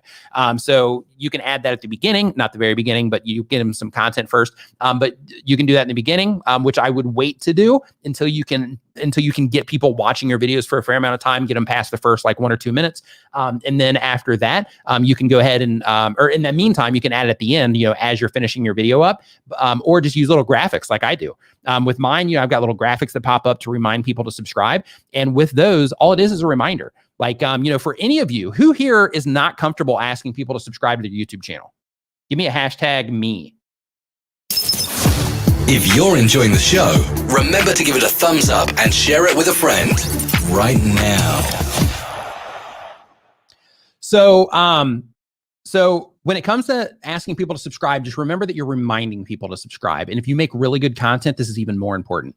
And the reason that it's important is because when you are reminding people to subscribe, if people are engaged in what it is that you're doing and they're really liking your content, they might not be thinking about subscribe. As content creators, as YouTubers specifically, we're always thinking like subscribe. I subscribed here, they subscribed here, how many subscribers they have, how many subscribers I have. Like, we're always thinking that, right? But with other like civilians, with them, people that are not YouTubers, like sometimes they're just watching the content and they're like, wow, this is great. And they're just watching the content. But when you have that little thing pop up reminding them to subscribe, or you tell them to subscribe for more content and why they should, why that's important to them in terms of subscribing, then what you're doing in that situation is you're just simply reminding them like, oh yeah, that's right. I should probably subscribe here so that I can, see more of this content. Right. So make sure that you do that. Let's see here. As we keep going through the list here, we have, hey, really quick, I want to test something. If I turn this on, does it change my voice? I think. Yeah. Oops. Yeah, if I turn that on, does that change my voice? Just curious. Nope. Okay. Well, there goes that. All right. Well, no. Oh, okay. Yeah, it's supposed to give me like this, like really low, like raw. Oh, okay. Yep. Well, that's bad then. I wish I wouldn't have gotten that. Oh, let's see here. In my 10 ear, it sounds the same. Okay. Well, there goes that. Okay. So let's see here. Let me hop back over here to this list. Okay. So the questions that I missed here that I'm going to go back and hit really quick. And then I'm going to hop back into the chat for some additional questions as well. We've got, let's see here, Crispy Locks. We got that one taken care of. Okay. Saddest Glenn says, I have 1,663 subscribers, uploaded video an hour back, got only 10 views. I'd done a poll, yet my audience is suggesting the upload time, yet they aren't viewing. Here's the thing. Never, ever, ever base your stuff on what people tell you. Base your stuff on the data that YouTube gives you based on how people respond to what it is that you're doing. Okay. So here's what you want to make sure that you're doing. When you are uploading content to YouTube, you're going to have people in your comments saying all types of things. You're going to do polls and people are going to tell you the content that they want to watch, but you're going to publish it and then you're not going to have people come in and watch it. So what's the most important is to think, okay, people are saying to upload it this time, but instead I'm going to go into my YouTube analytics and YouTube's going to show me the time when people are most active on the people that are interacting with my channel when they're most active on YouTube. I'm going to upload at one of those times that are in that are right before a purple or a dark purple, so that I can ride that wave of people being on in my video when I first publish. Now, keep in mind, if your video doesn't do great when it first published, doesn't mean it's not going to in the future. But getting that ball rolling as fast as possible, so that YouTube can get as much data as possible to know who the right people are to show that content to, is really important. So, because of that, don't listen to the people. Instead of that, use the data to help guide you on the things that you should be doing. Now, keep in mind, if you are like, hey, I'm going to, hey, you should make a video about this, consider it. Or if they're like, hey, your mic sucks, then be like, okay, well, then in that case, let me look at my mic and make sure that my mic is, at least up to par, like that kind of stuff. So take the information, but don't make your content decisions around your channel based solely on the things that like a few people say in your comments or in a community poll. Let's see here. Next up on our list, we've got, let's see here. We got Be Kind.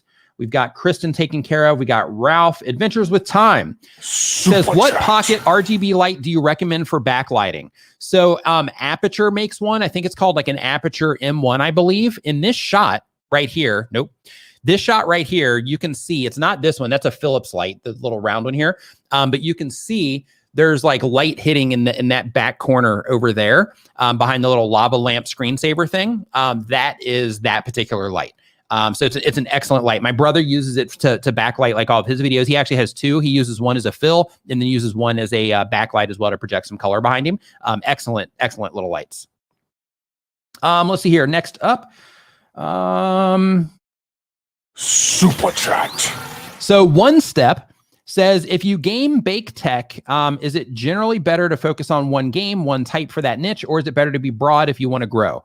To get acceleration, focus on a particular game, so that you can, start getting some momentum. And then as you start getting regular viewers coming back, you start noticing similar people in the comments, things like that. Then start experimenting with like, game here, game there, to try to like broaden it out a little bit, so that you can start, getting the audiences around those other ones too. But first, focus on one to get momentum with what it is that you're doing, and then start experimenting. But make sure that you're getting like some good momentum before you start, trying to switch things up.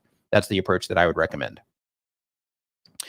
Let's see here. So I got One Step. I'm going through here, making sure I got the rest of these, and then I'm hopping back in here to answer them directly out of the chat as well. Let's see here. Can you recommend starting out gear and software for going live on YouTube? Okay, so for gear, I'm not sure what your budget is. If you are coming in on a budget, one, you can just use your phone. But two, if you are coming in on a budget, you can grab a camera like a Logitech Brio or a Logitech C922. Those are like $100 to $150 or so. And in terms of tech, you just need like a computer. If you're going to be streaming from a computer, and you want to plug that webcam into your computer. It can be a laptop, whatever. And then StreamYard, which is what I'm using to stream this with right now, is just a super easy way to get started with live streaming. You can add graphics to it. And you can see like I'm pinning comments and all that stuff to it as well. It's also really easy to bring in guests, which I'll be doing later as well.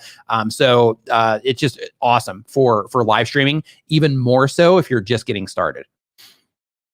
Let's see here. And then David Super Chat Carmicino says, hey, Nick, my titles are a mix of keywords, which I try to put at the front of the title and what I think is compelling in order to get people to click. Is this a good approach?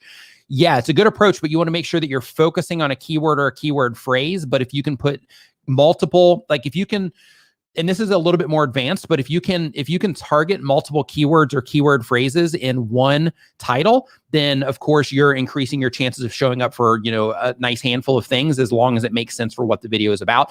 Like a good example of this is like, new YouTube video ideas for beginners, right? To put it in the perspective of my channel, since you watch my content. So like new YouTube video ideas for beginners. With that, I've got new YouTube video ideas. I've got video ideas, YouTube video ideas for beginners, YouTube video ideas for beginners. Like that particular title, it's just completely stacked full of keyword phrases. However, it's all done in natural language. So I'm not violating anything in terms of like, terms of service or community guidelines or anything like that, because it's all just structured in a way that's natural language. So the idea is you don't want to put, just keywords in there for the sake of putting keywords in there. You want to make sure that if you are adding more than one keyword or keyword phrase, that you are doing it all in natural language.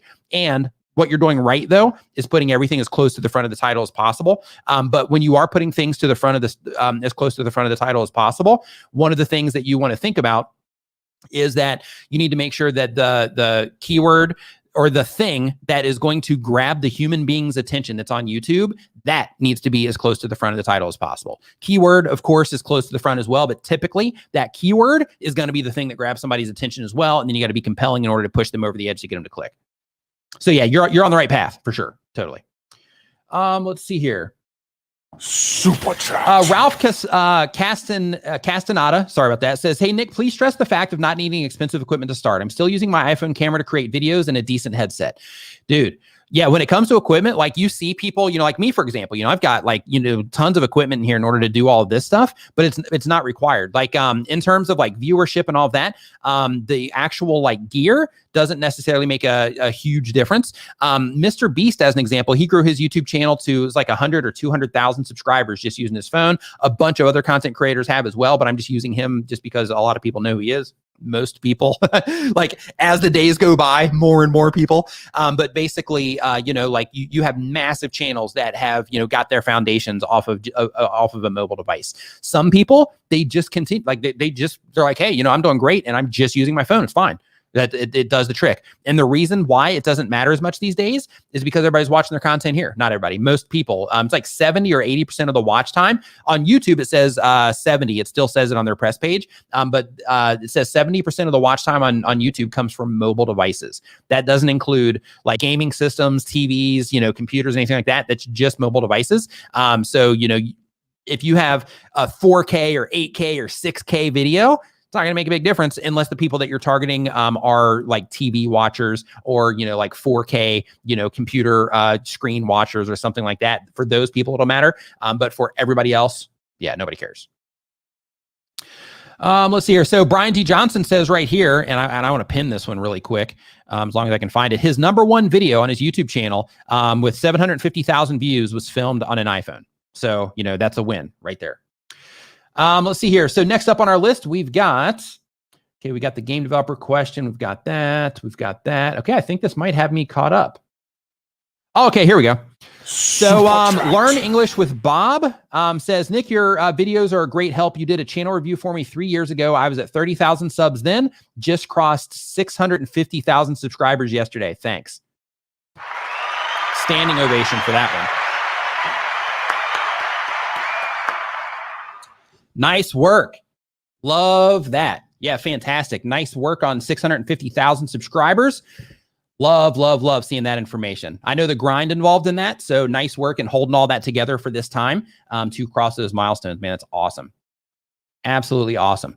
Kung Fu Hot Dog Super chat. says, hey, Nick, been looking at my analytics since I changed my content. Noticed I sit between 3 to 100. Is that 30 to 100? Is that good? Sorry if that's a stupid question. It's not a stupid question, but I don't fully understand the question because I'm not sure 30 to 100 and what. I don't know if you're talking about views. I don't know if you're talking about like retention. I don't know if you're talking about like, obviously you're not talking about click-through rate, probably not retention either, or it wouldn't be 100. So I'm not 100% what it is that you're talking about. But in terms of what's good, as long as it's better than what you were getting previously, then it's good. Like if you're making progress and you're advancing through what it is that you're doing, then it's good. You're on the right path. Okay, next up on our list here, as we continue moving forward, we have... Oh, we've got more that came through here. So in the meantime, while this is loading, I'm going to just pull a random one out of the question. So Wolf Gamer says, how do we ask a question? Just like you did there is one way. There's also a form down in the description below. And I'm pulling some from there as well, like this next one here that I'm actually going to answer right here from the form. This one's from Thrifty AV. First, let me make sure that I did Kinshu Gaming. Hold on really quick. Yeah, okay. So next one, we've got Thrifty AV. Thrifty AV says they upload bi-weekly content. They do it on an Android. The type of channel is tech concentration on AV gear. The goal of the channel is sharing a hobby while earning a side income. And the question, I posted my first short yesterday. Traffic source shows 5% from shorts. I'm worried about annoying the other 95% with the vertical aspect ratio. Should I create a different channel for shorts? So one thing that you'll see rippled across YouTube is a lot of very successful channels are using shorts on a different channel. They're not uploading shorts to their main channels for the similar reason that you're talking about. However, I think in the future that YouTube will categorize those in a way to where it's a little bit more manageable in terms of like your video page and, you know, where people can find the content easier on your channel that they care about.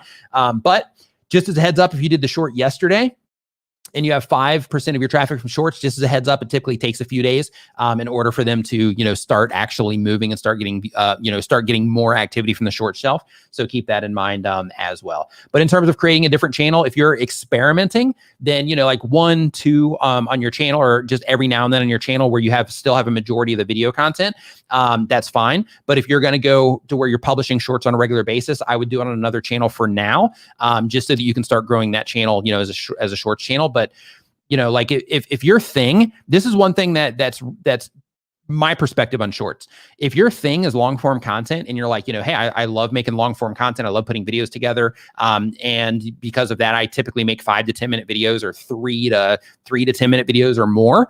Then, you know, doing shorts just for the sake of doing shorts doesn't really make a ton of sense outside of, you know, just trying to capitalize on the opportunity of being able to pull in a lot of viewers. So if you're going to continue with the long form content and that's like what your thing is going to be, then in that case, I would just, you know, occasionally do shorts on your main channel. But if you're like, hey, I don't care where I'm making content, I just want people to interact with what it is that I'm doing, then in that case, start another channel, start cranking out some shorts while you're also doing the long form content on your main channel. Let's see here. So is it possible, this is from Randomness, says, is it possible to grow a family channel when new to YouTube? Or should I niche down and then branch off to a family channel later? My current family channel hasn't gained any traction. Without question, it's possible to grow a family channel on YouTube, even if you're new, even in 2021, without question. However, you still have to go through the same process as everybody else does in terms of making content that, you know, is easily identifiable, that people care about, things like that. So the mistake that a lot of family channels make, give me a hashtag me if you are if you make vlog content, or if you are a family channel. So if you're somebody, you know, running around with a camera, or if you are a family channel, just give me a hashtag me. But basically, when you are the big mistake, I should say, that I see family channels make all the time is it'll be like, you know, hey, Christy lost her first tooth today. Well, in order for anybody to care about that, they got to know who Christy is. Like, you got to have an audience already, right? In order to care about who Christy is. And I'm just using that name, you know, just as an example. So because of that, you know, it's important just to think, like, when you're putting your titles together and you're thinking of like, what are we going to be sharing with people, that you think of like, why would anybody care about this? Why would anybody care to actually watch this? And how are we going to be able to illustrate that from the outside in terms of the title and thumbnail? So one of the ways, I'm not sure if you're, okay, so we got a handful of you in here. Fantastic. So I'm not sure if you're familiar with the Weiss family, but I had the opportunity to have a conversation with them while I was doing a podcast with Owen Video. So Owen actually knows them. But for me, I was just doing the podcast with him. And, that allowed me to be able to ask questions and all that stuff as well. And one of the things that that one of us asked was about, what they did that kind of changed things for his channel. At the time, he had like 300,000 subscribers when we had this conversation.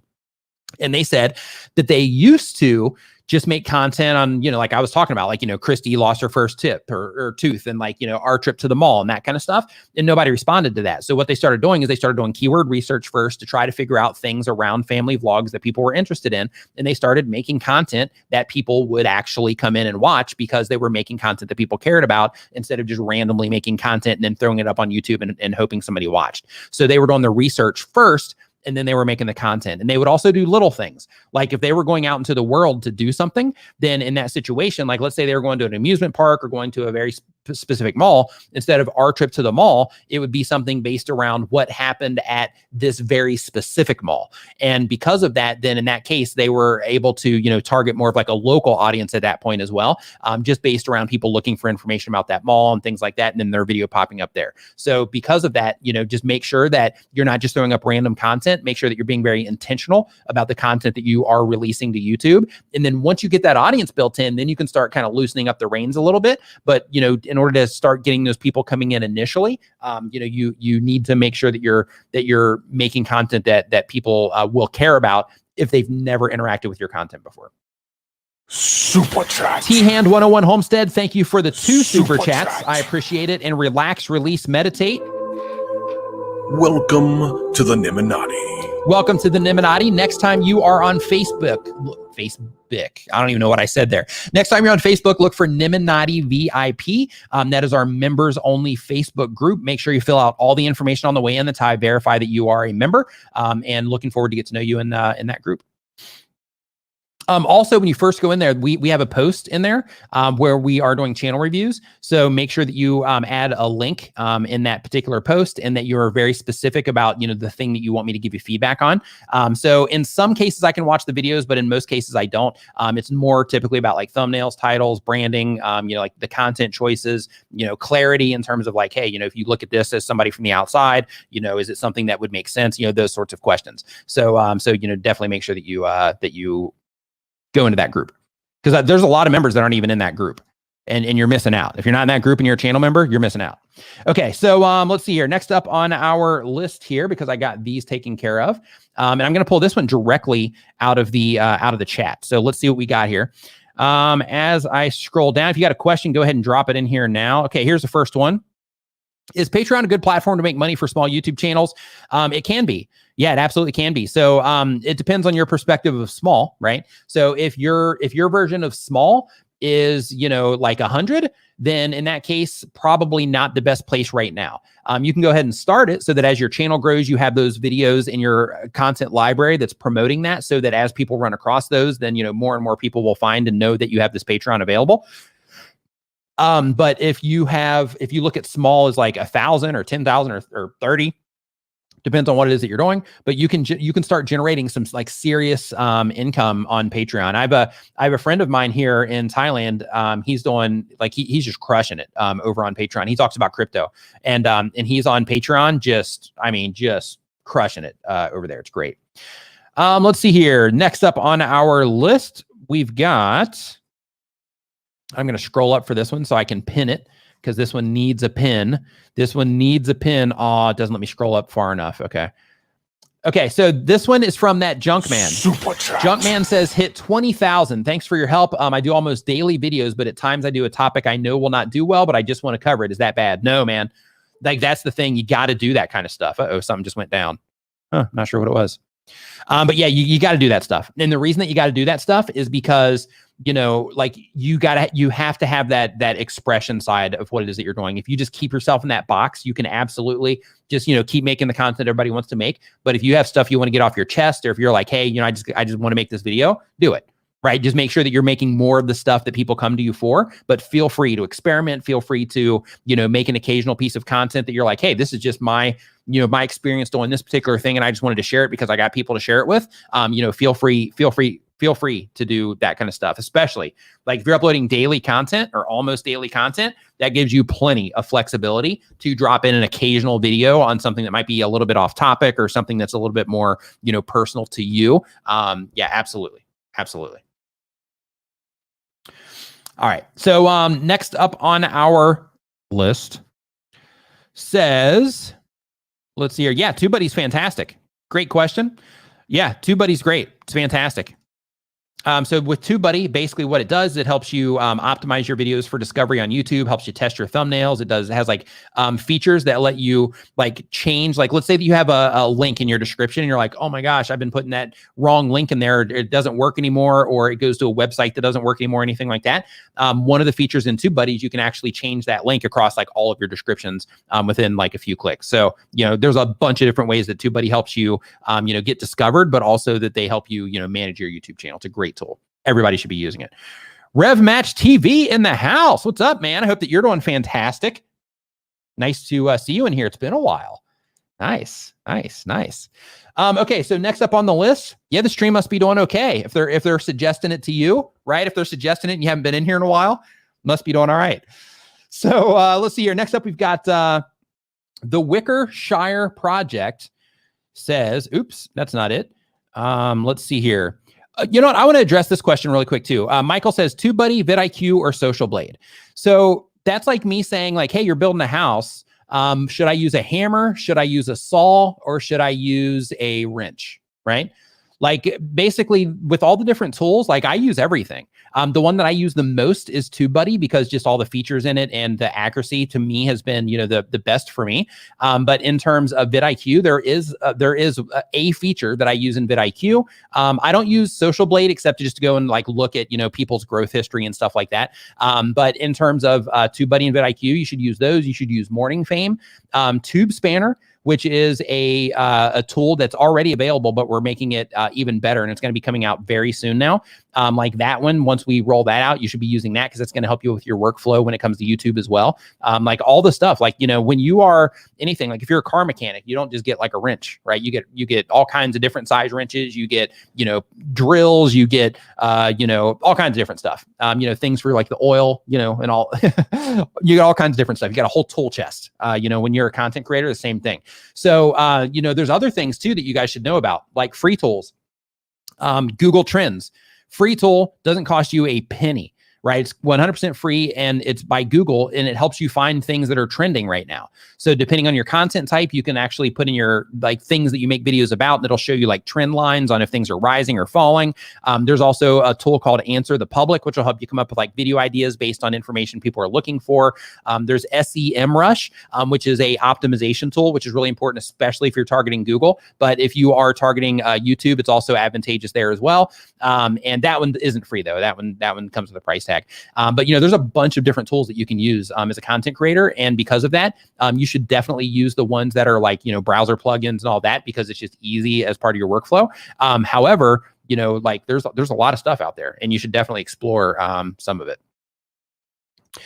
Let's see here. So the Wickers project says, are hashtags in the description better than using YouTube's tags? So use it all. Right? Use YouTube tags until they remove the feature, but the hashtags in the description can actually help you get discovered.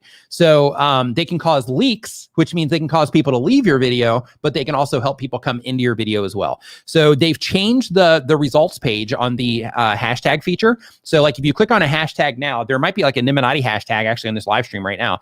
But if you click on the any hashtag, you're going to see it now takes you to like a full-blown results page. So it almost looks like a search results page. And within that page, if it's a new piece of content, then it can show up a little bit high there. And if it's a piece of content for that particular hashtag that people respond to at a high rate, then it sticks there. So because of that, you can absolutely use it as a discovery mechanism, especially if you're just getting started. Let's see here. Next up on the list, we got the hashtag one taken care of. We've got K. I'm trying to find it, K, so I can pin you here. Give me 1 second, and it might be too late because the movement here. But first off, I just want to say T-hand. Welcome to the Niminati. Welcome to the Niminati. Make sure that next time you're on Facebook, you look for Niminati VIP. That is our members only Facebook group. Fill out all the stuff on the way in because that's how I verify that you're a member before I approve it. So during the live stream here, once this is finished, it's going to be after midnight local time. So it kind of cuts me off for the day in terms of work. So like once this is shut down, then it's done. However, on Monday, as soon as I sit in front of the computer, that's when I let everybody into the members area. Same with you, keeping aquarium simple. Welcome to the Niminati. Yeah, looking forward to you hopefully posting in there for a channel review because my girlfriend just picked up a fish, just like it's like a little blue fish of some kind. No idea what kind it is, but she's just starting to take care of it and all of that good stuff. So I need to consume some fish content. Super. So hypercritical, clever name. Dig that. Totally dig your channel name. That's awesome. So hypercritical. Oops. Yeah, I'll pull this one up here as well. But Hypercritical says, I'm brand new with one video. Any criticism will help. I want to deliver good content. I love your channel. Thanks for the content. So Hypercritical, I can't go and look at the video right now because I'm streaming at the moment. So I can't go and look at everything. But what we do in our members only group is we do look at channels. So if you, again, video itself, I might be able to give you like a tip or something, if there's something very specific that you want to know in the video. But it's mostly about like titles, thumbnails, the actual content that you're putting out, that kind of thing. But you definitely want to make sure that you're a channel member if you want me to actually look at the channel. And that goes into a queue, by the way. So when you go in there, there's a queue. We're actually pretty close to the queue being refreshed, but there's a queue in there in terms of, the channels that we look at when we go in there. And I go in every Wednesday and I start where we left off and then we go through more. And then, that's it for that Wednesday. And then I go back in the following Wednesday and we pick up where we left off. Let's see here. Next up on our list, we've got, hello. By the way, I just want to say thank you so much for this channel. Very helpful to small YouTubers like me. Simply as blog. Thank you for the kind words. Glad that you are enjoying the content. Let's see here. T-Han says, 2 months, 122 subs. You use StreamYard to live stream, but I saw the vid on merch and Streamlabs. How much is the lab merch page? And when should I start merch and affiliate marketing? Great question. So when it comes to merch and affiliate marketing, you should start that as fast as you possibly can. And the reason to start monetizing or adding awareness to your current videos, the faster you do that, the better you are. Because when you start adding that awareness to your current content, a lot of people will wait to do this. But when you start adding awareness to your current content in terms of you having merch available or that you have, affiliate things available, as soon as you start doing that, then every single video that you publish is potentially working for you into the future, long into the future. Like as an example, the very first video that I published to my YouTube channel in September of 2014, even though it doesn't get a lot of views, I still have views that come in on that every single day. And out of those views that come in every single day, some of those people will sign up to my email list. So I still have people from that very first video on my YouTube channel going and signing up for my email list.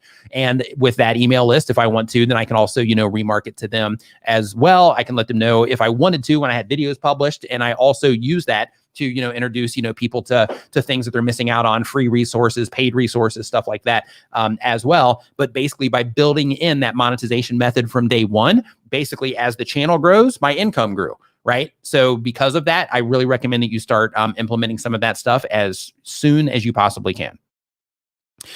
Key the Freelancer says, hey Nick, how do you film live on Facebook from your camera, not a cell phone? So in this particular situation, this camera is here. I'll switch it to this so you can see. So I'm going to take the message off of the screen so you can see. So this box right here that I'm using, this is called an ATEM Mini. And I basically use this to switch between everything, but you don't need that. To get started, you can use something like, don't have it laying here, but they have like a cam link. And basically with a cam link, you would plug the HDMI out of your camera into the cam link. And then when you do that, it basically makes it into a webcam. They also have, if you have a Canon camera, they also have EOS software to where you can connect your Canon camera directly to your computer via USB, and then it'll just pull it in that way as well. And then you'll be able to do that to Facebook or to YouTube or wherever it is that you want. Let's see here. Hypercritical says, I'm brand new with one video. Oh, okay, yeah, we got that one already. Clear and present prepping and hypercritical. Welcome to the Niminati. All right. So let's see here. As we keep scrolling through the list, we got Mr. Camera Junkie saying hit the like button, everyone. I totally agree. If you're enjoying the show, remember to give it a thumbs up and share it with a friend right now. Arlos Life, thank you for the kind words. Super appreciated. When it comes to tips for growing a kids channel, it's all the same thing, right? It comes down to the response that you're getting. So when it comes to kids, if you're reaching like younger kids, they're just looking at the imagery and they're clicking on that, right? So just make sure that you're spending a lot of time making sure that your thumbnails are effective. And then of course you want to look at your retention reports and all that stuff, but like you got to get them to click. And the way that you get them to click, of course, is go and look at other people who make content like you and see what it is that they're doing that's working. If you're not getting traction, see what it is that they're doing that's working, or look in your current library and see the stuff that's actually working for you at the highest rate and start doing more of that. That's one of the things, like where TubeBuddy will help you out, is to where they have something called the, it's slipping my mind right now. Horrible, Nick, horrible. Let's see here. It is the click magnet. That's what it is. I wanted to call it the thumbnail analyzer, but it's the click magnet. And with the click magnet, it shows you particular things in your thumbnail that are common across videos that get clicked on more. So that's extremely advantageous as well. But even without that, like you can just go and you can look at other your own content that's performing well, or just go look at other channels to where their content's performing well and see what it is that they're doing with their thumbnails to grab attention. But you definitely need to master your thumbnail game in order to like really get things moving in a heavy way with kids content. You gotta get them to click. Key the Freelancer says my question was read, but my question was never answered. Holy cow. I don't know if I'm going to be able to find it. I apologize. Let's see here. As I keep scrolling up, I'm going to look for it right now, see if I can find it, because this cuts me off here at about, I don't know if it's like 100 or 200. I'm not sure where it cuts me, but it definitely does. Give me 1 second. I'm scrolling up, man. I'm trying to find it. I don't know if I can. Let's see what we got here. Let's see if we can find it in time before the scroll ends up going away. I'm still scrolling and I still don't see it. Yeah, it's lost in the ether there. If you want to drop it back in here, if I see it, then I'll pull it up. So let's see here. So my channel have 1,900. When can I start merchandise on YouTube? So in terms of the actual merch self, you need 10,000 subscribers for that. Unless you're a gamer, then you can do it with 1,000. And with that, you can do it without that. So like, for example, if you go to like Spreadshop, right? Which I'm going to be switching to from Teespring, by the way. But if you go to Spreadshop, you can just go ahead and set up your store there. You can set everything up, and then you can put a link in your video descriptions letting people know that they can get your merch there. And then you can drive them to that in your video content. So you don't need one subscriber to go ahead and set up a merch store and start spreading awareness about that merch store. Clear and present prepping. So what you want to do, because I think you joined as a channel member, I believe. So in the members only VIP Facebook group, make sure that in that channel review section that you put a link to your channel and put the specific thing that you want feedback on there, so that I can, and you'll see examples of what people are doing and how we do it in the group. But that's the place for that sort of thing.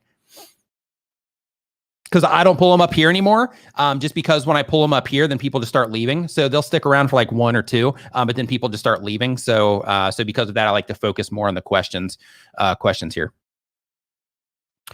Let's see here. Next up on the list, a spoonful of knowledge. It is on the way. It is on the way. Should be out here possibly next week or the next one. Mike, thank you for that, man. I appreciate the kind words on the studio. Thank you kindly. Thank you kindly, kind sir. Let's see here. Mike says, happy Saturday, Niminati. Does Spreadshop offer a merch shelf? Yes. Yes, they do. So you can do a merch shelf now directly through Spreadshop. David C. Riley. Welcome to the Niminati. Welcome to the Niminati and Party Rental Knowledge. Welcome back to the Niminati. So same exact thing for you, David. Make sure that you go and you look for Niminati VIP on Facebook. Fill out all the information on the way in so I can verify that you are a channel member. Same thing for you, Lubby Diary. Welcome to the Niminati. And there's also a direct link as well. There's a direct link as well in the members only videos here on the channel also. Okay, let's see here. So great question here. Says, hey, Nick, Thai girl here. I want to know how long a video should be. So first off, I'm in Chiang Mai, so awesome. Second is that, Sawadee Kop, I should say. But second is, in terms of how long a video should be as long as it needs to be for the viewer to get whatever value it is that you're giving to them out of that video. So instead of me saying that, hey, you should make a video that's 7 minutes long, and then you're striving to make a video that's 7 minutes long all the time, what you should think about is, I'm putting this video together. And while I'm putting this video together, what can I cut out to make this still a great experience for the people that are interacting with the content, but to where I have enough stuff in here for it to be entertaining for the viewer, for me to be able to tell the story that I'm telling, all of that stuff. So you want to make the videos as long as they need to be in order for the video to give the value or the story or the information that you are sharing, and not a second more. So instead of looking at it like, hey, I need to make videos that are 10 minutes or 5 minutes or 3 minutes or whatever it happens to be, start experimenting with your content, right? Make the videos as you make the videos. And then over time, you'll start noticing that, hey, when I make videos that are X amount of length, people will watch them for a longer period of time compared to videos that are X amount of length.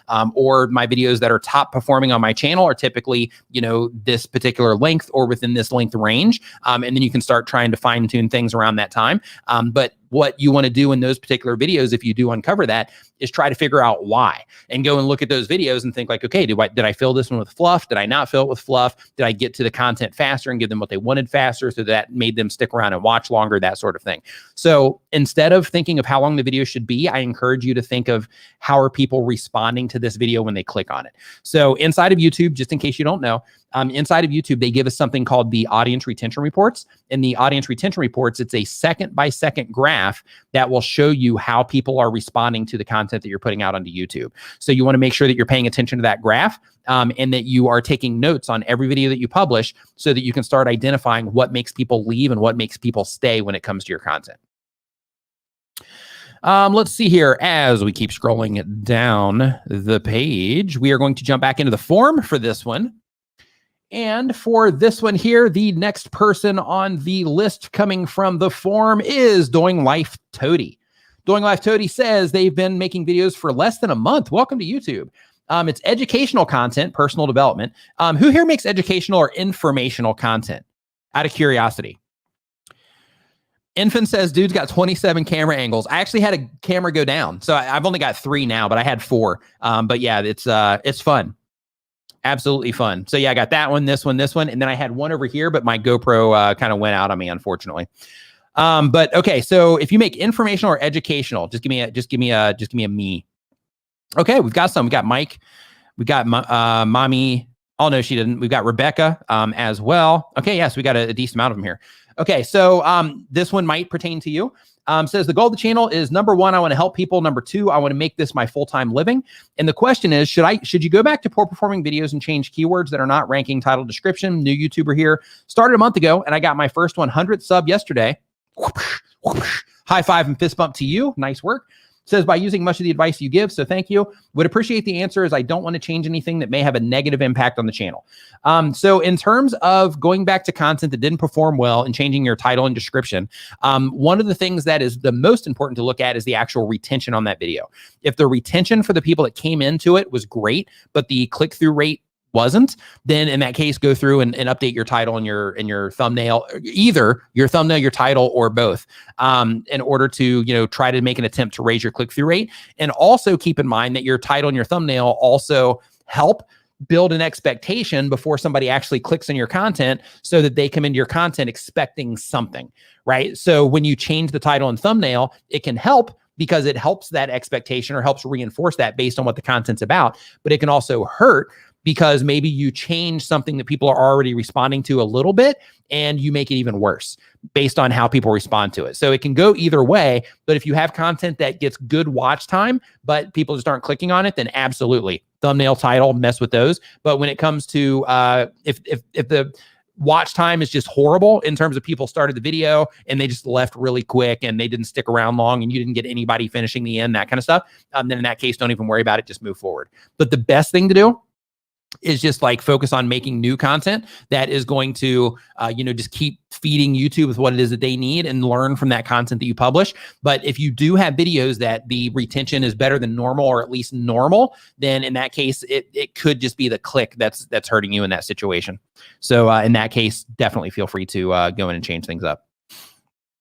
We got disaster preparedness. We got paper crafting, 3D printing. Yeah, let me know what type of content that you make actually here. And just as a heads up for anybody that's looking to collaborate with other YouTubers, as people are putting in like the type of content that they make, if you see somebody that's like that makes similar content to you, then then feel free to reach out to to collaborate, because I know there's been a lot of collaborations that have happened through this live stream, and it needs to happen more. In terms of, and I'm not talking about like, just like subscribing to each other's channels. I'm talking about like actually, working on videos together, because that's an awesome thing about YouTube. Like, just one, having other content creators that make content like you that you can, just interact with and bounce ideas off of and stuff like that. That's awesome and valuable. But also just making content. So definitely put in here the type of content that you make.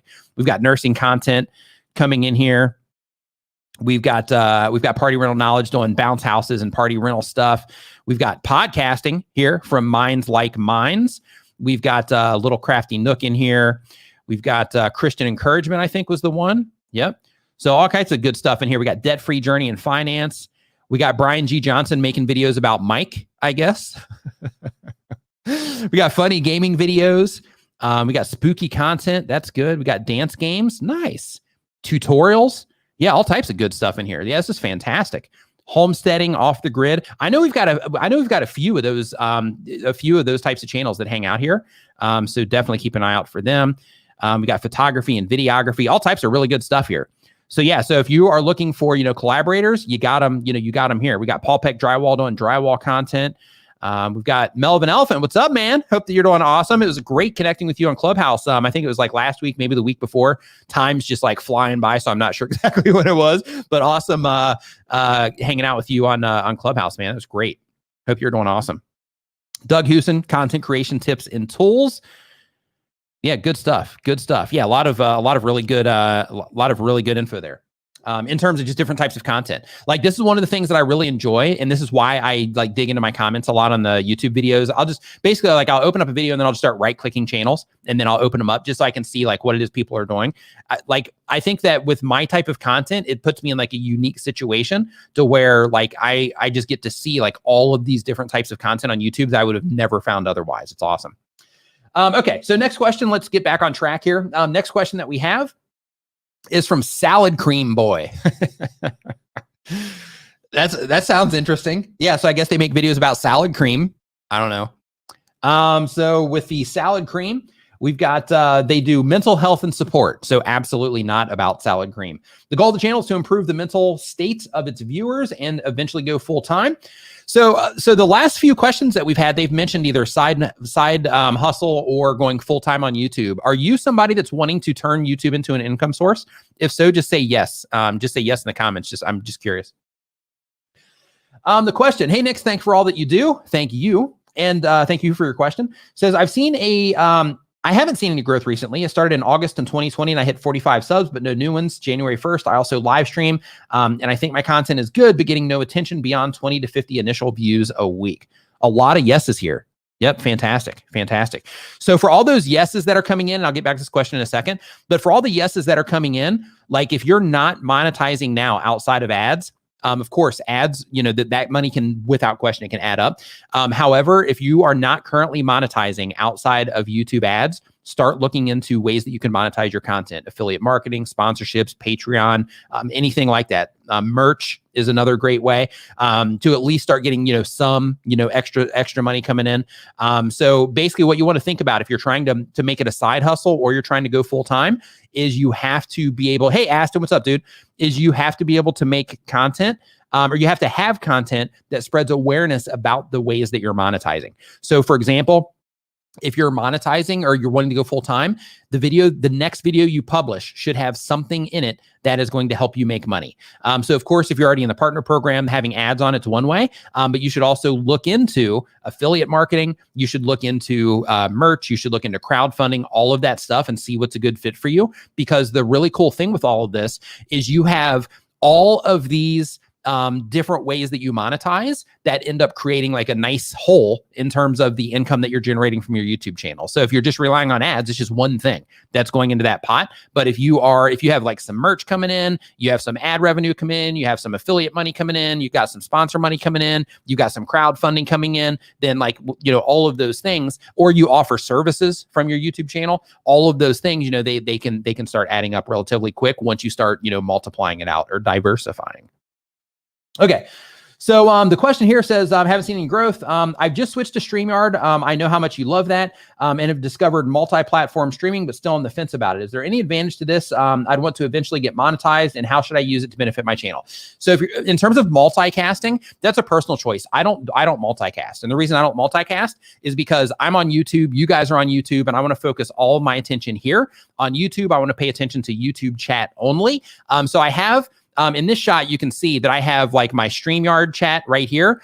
So I can pin stuff, and then I have my YouTube chat over here so that I can, see the chat as it's all, coming in there as well. So in that situation, I just like to personally have everything focused on the platform that is the most important for that moment in time for whatever it is that I'm doing. So for example, I'll stream separately to my members only Facebook group. I'll stream separately every now and then for something on Facebook. But for the most part, my efforts are here on YouTube because I'm trying to help YouTube content creators. So this is where the majority of the people that I'm trying to reach are at scale. So because of that, I'm here.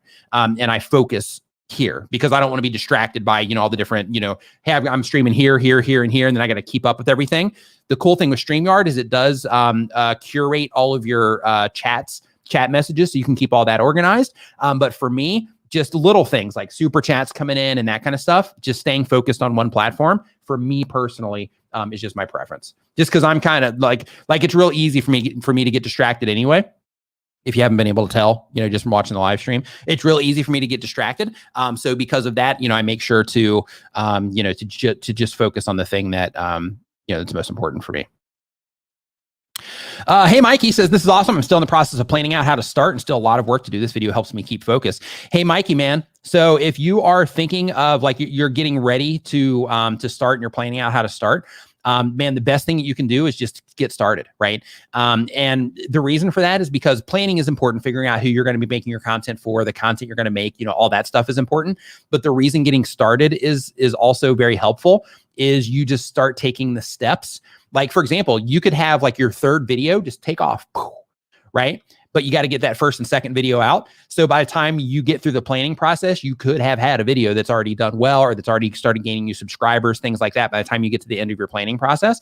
So planning, definitely important, but I would try to speed it up so you can start getting into the actual workflow of making content. Because as a content creator, like, you're going to be making content for a long time. And since you're going to be making content for a long time, it's important to make sure that you work it into your lifestyle. And as soon as you start making content, you're going to start developing your skills faster. You're going to start giving YouTube some data based on how people are responding to your content, so you can use that data to make better content to get people to respond better. Like it just, everything will move faster for you. If you can, if you're putting a good plan together, then that's important. But I would definitely just go ahead and start. If your plan is loose and you're like, and hey, I'm at least making content for these people. I don't know the perfect videos to make yet, but I know that people would get value out of this particular video. Then just go ahead and make that video and start, get the ball rolling, start now. Just because it's super easy to get distracted. It's super easy to just keep pushing stuff off. I have a friend of mine, love him to death, but he's like several times over the past handful of years since I started my YouTube channel, he's talked about like wanting to start a YouTube channel and just getting some plans together for a YouTube channel. And then he stops because he gets distracted with something else. And like, he's doing great with other things. So high five to him for that. But he's wanted to do a YouTube channel for a long time, but he was always stuck in the planning side of things. And he would get distracted with everything else, which would pull away from the plan. So I'm not saying that that's your case, but I'm just saying like, start now, man. Taking action is the best thing you can do to start getting some data behind you so that YouTube can, over time and quicker than possible, or as quick as possible, learn who the right fit is or the right people are to show your content to. Let's see here. So Alexa HD says, I saw a video this week from a big channel and they say that tags are not relevant anymore. What's the drill then? Thanks, Nick, you rock. So when it comes to tags, I think I know the video that you're talking about. And in her particular video, she's referencing YouTube saying that tags are not important anymore and that you should only use misspellings. So that's what YouTube says to do. So because of that, you can take that advice and just use those, or you can continue using tags just like you normally would, including those misspellings and that sort of thing until they remove the feature, right? Because they just did a complete redesign, last year, I guess it was, to where they, kind of rebuilt the entire system and they still included that. So use it. It's a feature. Just use it. It literally, if you're using like TubeBuddy or something, you can whip through that tag section in a matter of seconds. So it's not that big of a deal. Don't spend tons of time on your tags because your title, your thumbnail, and the actual content itself is going to move the needle for you way more than anything else you're going to do on your YouTube channel. However, those little pieces of context to tell their system what your video is about, everything helps. Let's see here. Next up on our list here, we had a super chat come through. So let me take care of that. We've got Jaded Personal Trainer. Unfortunate that you are jaded there, personal trainer. I'm just giving you a hard time. I remember you from last week. Says, I have a few videos on my gym business channel that I feel like are more at home on my personal channel. Should I re-upload them to it? If so, should I take them off my business channel? Yeah. So if you're going to re-upload the content somewhere else, I would actually take them off of your business channel, re-edit them so that they're a little bit different, and then re-upload them to your main channel. So I wouldn't pull it down and then just directly re-upload it. I would edit them a little bit just to be on the safe side, make sure you're not going to end up in a duplicate content situation. I would edit them a little bit so it's not exactly the same piece of content. Let's see here. So next up on the list, Roberto Blake says, I've seen the impact of tags. It's not about views, but that is all creators think about and understand. Let's see here. Next up, as we continue moving down the road, I'm going to go into the forum for this one, I think. We got Joni here, does a gaming channel. So now that some time has passed, if you're a gamer, let me know here in the comments. Let me know if you're a gamer right now. Just say me if you're a gamer, or you can say gamer. It's totally your call. Whatever it is you want to say, just in some way, let me know that you're a gamer. So this particular question here says, I want to go full time and inspire my audience to pursue and know that anything they desire can be achieved. That is awesome. And I'm going to get this one queued up here. So says channel is a focus on sniping and Warzone, but I want to pivot and make the channel more focused on games that I enjoy personality based, like Laser Beam or Courage. Not sure how to go about this without hurting my current audience. So for the sake of like, if you're just getting started, I would continue focusing on like a game. So like Call of Duty, for example, to get momentum, and then start, putting out additional content or additional games, like once you start generating some momentum, so that you can kind of filter out the people that are either one, into one game and not another, but two, so that you can start identifying people that are leaving comments on this video and they're leaving comments on this other game as well, for people that are coming into it for you, right? So it's more personality based, because ultimately that's what you want as a gamer, so you can play anything you want and people will love it. But first, I would recommend that you focus on a game for the sake of generating momentum and generating that core audience of people, so that you can start, experimenting with them with the additional content to figure out, which pieces of, or what games are like a better approach to take when it comes to diversifying what it is that you're doing.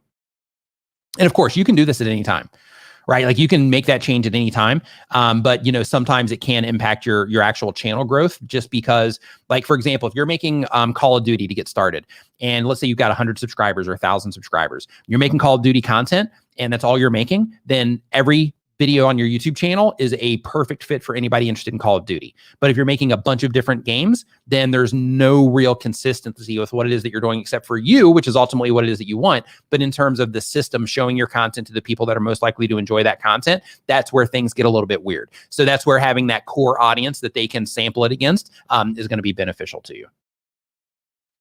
So Travis Stinnett says, what types of affiliate marketing is available for gaming channels?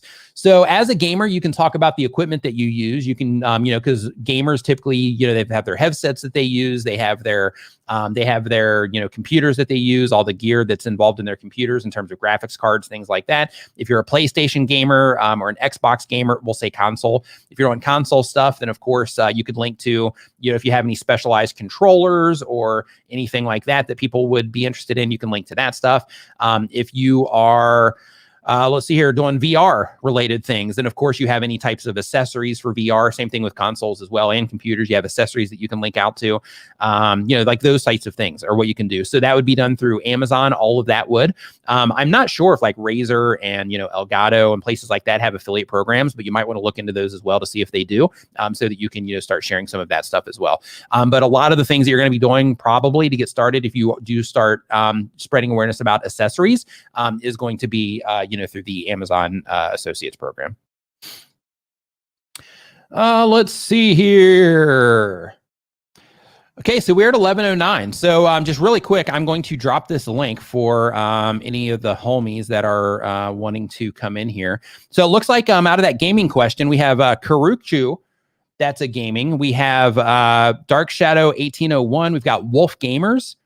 We've got Nastal Gamation. Nice. Infin is a gamer. We've got Rykuyan, if I'm saying that right. Nisela 2 Bro. Nice. Got a lot of gamers coming in there. That's cool. Super, super cool. Okay, so I do walkthroughs, but my channel is dead, I think, says Nice Loot Bro. Okay, figure out why, right? The answer is in the data that YouTube gives you in your analytics. So really quick here, we've got Asleep at the Real Outdoors. And then here, let me share this link really quick.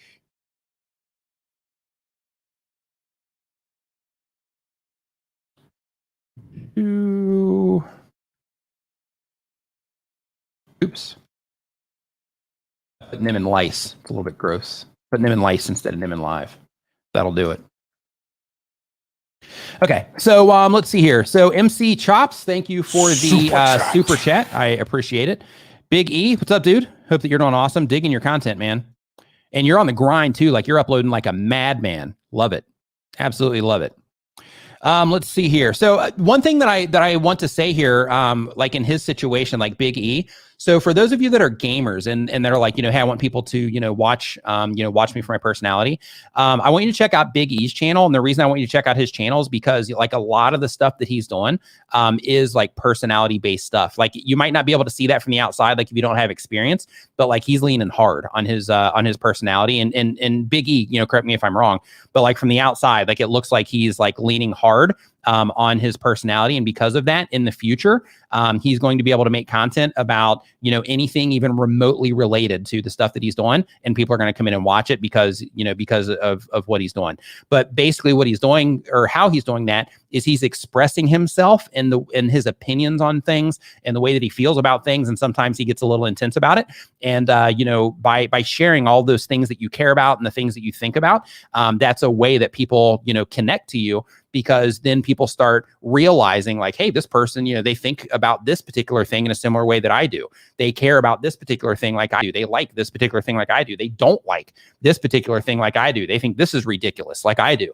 And then people start, connecting with you on a more personal level that kind of, separates the content from the creator, so to speak. So definitely keep an eye on him. Big E. Welcome to the Niminati. Welcome to channel membership, my man. Welcome to the Niminati. So on Facebook, next time you're there, look for Niminati VIP. That is our members only Facebook group. Fill out all the stuff on the way in because that's how I verify people are members on the way in. Yeah, awesome to see you hanging out over there. Let's see here. So the next question that we have, let's see here. So I dropped that in there. We'll see if anybody ends up coming in. And in the meantime, I'm going to go ahead and, did I answer this question here?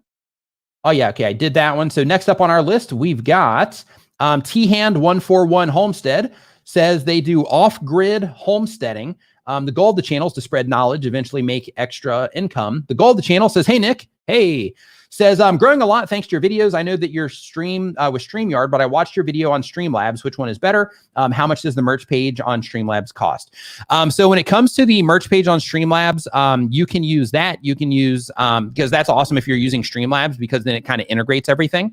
But you can also use Spreadshop. You can use Teespring. Technically, you can use like Amazon merch. You can use Redbubble. There's a lot of different options when it comes to merch. But basically, the process is you set everything up for free. Especially if you're using something like Spreadshop or Spreadshirt or Teespring, any of those, you set everything up. And then how it works is and by setting everything up, I simply mean you make an account or a store free. You upload designs, which you can make. You can have somebody on Fiverr make, or you can make them yourself, or you can just use text if you want. Just make sure that you're using text that would resonate with the people that you're making content for. So like in your case, if you're doing off-grid homesteading, instead of your merch saying off-grid homesteading, which you might have some of that too for like super fans, but for the off-grid homesteading, just think of like, okay, homesteaders, what would make sense to them? What would make them laugh? What would they think would be clever? And make merch to where it's just big, bold text around things that homesteaders would respond to. So you can do that sort of thing as well. But in terms of which is better between Streamlabs and StreamYard, so I used to use Streamlabs here, but when I found StreamYard, I started using StreamYard just because it's super easy. And with Streamlabs, it also, like processing power on your computer and all that stuff. And I kept having issues with us having to completely either restart the computer before a stream or basically things just getting bogged down. Like let's say that there was an update, and then because of that update, we would lose a lot of the scenes that we had built, and then we would have to go through and rebuild the streams in a hurry before the scenes before a hurry in a stream, that kind of stuff. So in terms of capability, in transparency, like Streamlabs can do way more. Like, for example, every time somebody subscribes, gives a super chat, anything like that, if this was Streamlabs, then you would have stuff popping up on the screen and all that, so that, people can see, all of these different things, channel things would pop up. Hey, welcome to the Neminati would show up at the bottom of the screen, that kind of stuff. StreamYard does not provide that sort of stuff, but the ease of use where it's not taxing on your computer or anything like that, way better. So it just depends on what it is you're doing. So if you're wanting to do really high-end stuff, in terms of all the stuff popping up on screen and having chat bots and all of that, then Streamlabs is going to be a great choice for you. If you're wanting to hey, I just want to stream and interact with my community and pin some comments, bring some guests in, stuff like that, then in that case, StreamYard is going to be the one that you want to go with. Let's see here. There's also too, just as other options, just so you know, you also have Streamlabs, you have OBS as well. You can also do a lot of that fancy stuff inside of vMix as well. So there's a lot of different options. Ecamm, if you're on a Mac, that's another great solution as well. If you want the hardware version, of stuff for live streaming, those are all great versions. Let's see here. So next up on our list, Live Streaming Pro saying, dude, your background is killer. Thank you, Luria. I appreciate the kind words. Let's see here. Next up, we have Maurice. Wow. Says, hey, Nick, I love your work. Would love some quick feedback on my channel and what to improve. I like to help musicians on YouTube, ironically. So first, Maurice, that's a super helpful thing. And I would love for you to connect with me on Twitter, shoot me a DM. So I'm not looking at channels during the stream. However, I do that sort of thing in the members only group, but I just want to connect with you. I want to see what it is that you're doing. Because if what you're doing is effective, in terms of proving that you know what it is you're talking about, a lot of people, come to me for advice on music channels and stuff. And I would love to have a dedicated person, somebody that's constantly just on music related things to be able to, refer to as a resource. So I would definitely love to check out your stuff. So if you just shoot me a message on Twitter, we can connect there. Just shoot me a DM. Let's see here. Next up on our list, we've got Luria saying, can't stay long, just coming in to check out and got distracted by the background. Oh. Yeah, it's really cool. Once the logo and stuff goes up there, it's nice. Hey, Thrifty AV, you caught that one. Nice. Love it. Yeah, that one little wow. Nice. Okay, so next up on our list, I'm going to go ahead and hop back into the form here. Get back on track. Remember how I was talking before about getting distracted easily in streams? Well, case in point, it's happening right now. Okay, so RFY, I'm not even going to say the channel name because I can't. So we've got a gaming channel. The goal of the channel is I'm trying to entertain people with Minecraft gameplay as well as helping other people to get better at Minecraft too. The question, how can I get more interaction with my viewers? No one comments on any of my videos. So first, give them a reason to comment. in terms of like something, awesome is happening in the video itself. While the video is happening, you ask them a question that they can simply answer in your comment section. Don't just say, leave a comment, lead them into the comment. Because when you say leave a comment, somebody has to expel energy on coming up with something to say in the comment section if they even care. And then if you lead them into the comment, all they have to do is answer the question. So for example, throughout this live stream, you've heard me saying things like, if you're a gamer, just give me a hashtag me. Because then they can easily identify, I'm a gamer, hashtag me. If you're a food channel, hashtag me. Let me know what type of content you make, right? In that situation, then people can just, answer the question, right here in chat. So it's just an easy, it's an easy way to interact. So start doing things like that in your YouTube videos, and you'll start getting more comments on what it is that you're doing. Next up, we've got De Laza. De Laza says they upload 1 time per week or more. They do commentary and comedy. The goal of the channel is to have something productive to do and make money one day. So again, start now, right? Start monetizing now. Don't wait for that one day that you're going to make money, because in that situation, you're going to be established already. You're going to have videos behind your back in terms of, a content library already. And since you have that content library, you're going to have a whole archive of videos that are not working for you. So because of that, you want to make sure that you start implementing some of that stuff now so that you can ride it into the future. But says, I have struggled with sounding confident in videos. Do you have any advice on talking louder when recording? In general, I have a sleepy voice, so I always kind of struggled with that. So one, the very first thing is I do want to let you know that you can communicate in the way that you naturally communicate, and people can respond to that. So just be mindful of that. However, when it does come to, sounding confident, and when it does come to just being louder, of course, just raising the volume of your voice is one. But certainty is another part of the confidence in your videos. So like if you're making content that's like commentary and comedy, just being certain about like, hey, I think this, I don't care what anybody thinks, about this. And I'm just going to say, my opinion, and I'm just going to say things the way that I say it. Then in that situation, that by itself is going to help you be, have more certainty and more confidence in how you're communicating on camera. And that can be, really advantageous to to people just connecting with you, just because you're leaking confidence, so to speak, and people respond to that. Let's see here. All right, you guys are gonna love this. So I've got a few of these, and you guys are gonna absolutely love these. To help you stake your claim and amplify your message on YouTube, I bring you the one, the only Brian G. Johnson.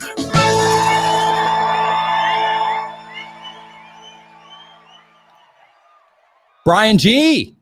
That was unusual. It was. That's your intro. Hope that you dude, that was amazing. Yep, hope you like it. That's what you're getting every time. Yeah, dude, hope you dude, play it again. I gotta listen now. I had to get ready for that whole goof. Yeah, totally. Here it is. To help you stake your claim and amplify your message on YouTube, I bring you the one, the only Brian G. Johnson. Yeah. High five, so I've got 4 to you, brother. Boom. That was awesome. Thank you. Yeah, so I've got 4 of those so far. So I'm making those for everybody, but so far I just have 4. So I'm kind of working through them. So it's hard to either work in like a value prop and just find the right thing to make. But yeah, I got some good ones here. I've got some really good ones. That was perfect. It's like it shows you like when you can create a simple brand, like you asked us. So everybody, let's talk about this quick. Everybody that's in the stream, after this stream happens, usually the people that are on screen, we hang out, we chat for 30 minutes, 45 minutes, because we're all pals, we're all friends. Yeah. And Nick says, hey, anybody that is going to come on, you guys just drop me like your value proposition, give me some ideas for lower third. And I'm like, I'm barely hanging on. I'm trying to set up a new studio, and I don't send Nick anything. And yet he was able to move forward and get a really cool intro that is 100% on brand. It sounds a little different. It sounds a little quirky because that's my brand. And he got my tagline, you could say, stake your claim and amplify your message. Perfect. So the thing, if you're thinking, and I saw there's actually someone here in this stream that's talking about personal branding. Listen, man, it's not the colors, it's not the logo. It's really what you stand for, who you're about, and creating a message that's easy to remember. And since we also, and it even goes on top of that, so since we joke about the G and Brian standing for Gandalf, that's Gandalf. That's Gandalf that gave you your intro. So there's even like meta references in there as well. So That was next question that we have. Next question that we have. Oop, sorry, wrong one. Yep, that's an accident. Yeah, that was another one. That's on like a different page here. So next one is the Urban Prepper says, what's a good cadence schedule for editing longer live streams to break out shorter highlight clips from the stream and possibly unlisting the original full once the views drop off? Is a month okay? Yeah, really like as fast as you can do it or as much as you want to do it, because if you have a longer live stream, like let's say that your stream is like an hour long or 3 hours long or whatever it is that you do, it just needs to, like even with the main stream, it can still come out like, while that one's still getting views even. So you don't have to wait necessarily. Just think of like, okay, I'm going to pull all these clips and I'm just going to release those clips on a schedule. So that those clips become part of, the content that I'm putting out. And I don't need to put them all out at one time. I can just take have my live stream content and then I can just start dripping those clips out over time. So for example, I've got probably, I don't know, with the ones that he's made and that I haven't even uploaded yet, I've got probably 100 clips or more for my Niman Live Clips channel. And I've only got, I think maybe 20 or 30 videos on the channel. So like with those, like those are just going to continue to be published indefinitely. And he's still working on more all the time. So they're just going to come out as they come out. So I would just get into and I would just think of how it works out with your workflow. So if you do like a normal video and then a live stream, then think like, okay, I'm going to drop like a clip, maybe 2 clips. And then that's going to be my cadence for the channel. And then just commit to that for, a long time to come. Any additional thoughts there, Mr. Johnson? You nailed it, brother. All right. Thank you. Okay, so let's start pulling some of these out of the chat. So actually, really quick, Doug said that I missed one here. So let me go just refresh this page, and then in the meantime, if you have a question, go ahead and drop it in the chat right now, and me and or Brian G. the Magnificent will answer the question. My God, help us today, everybody. MC Chomp, thank you for the super chat. I appreciate it.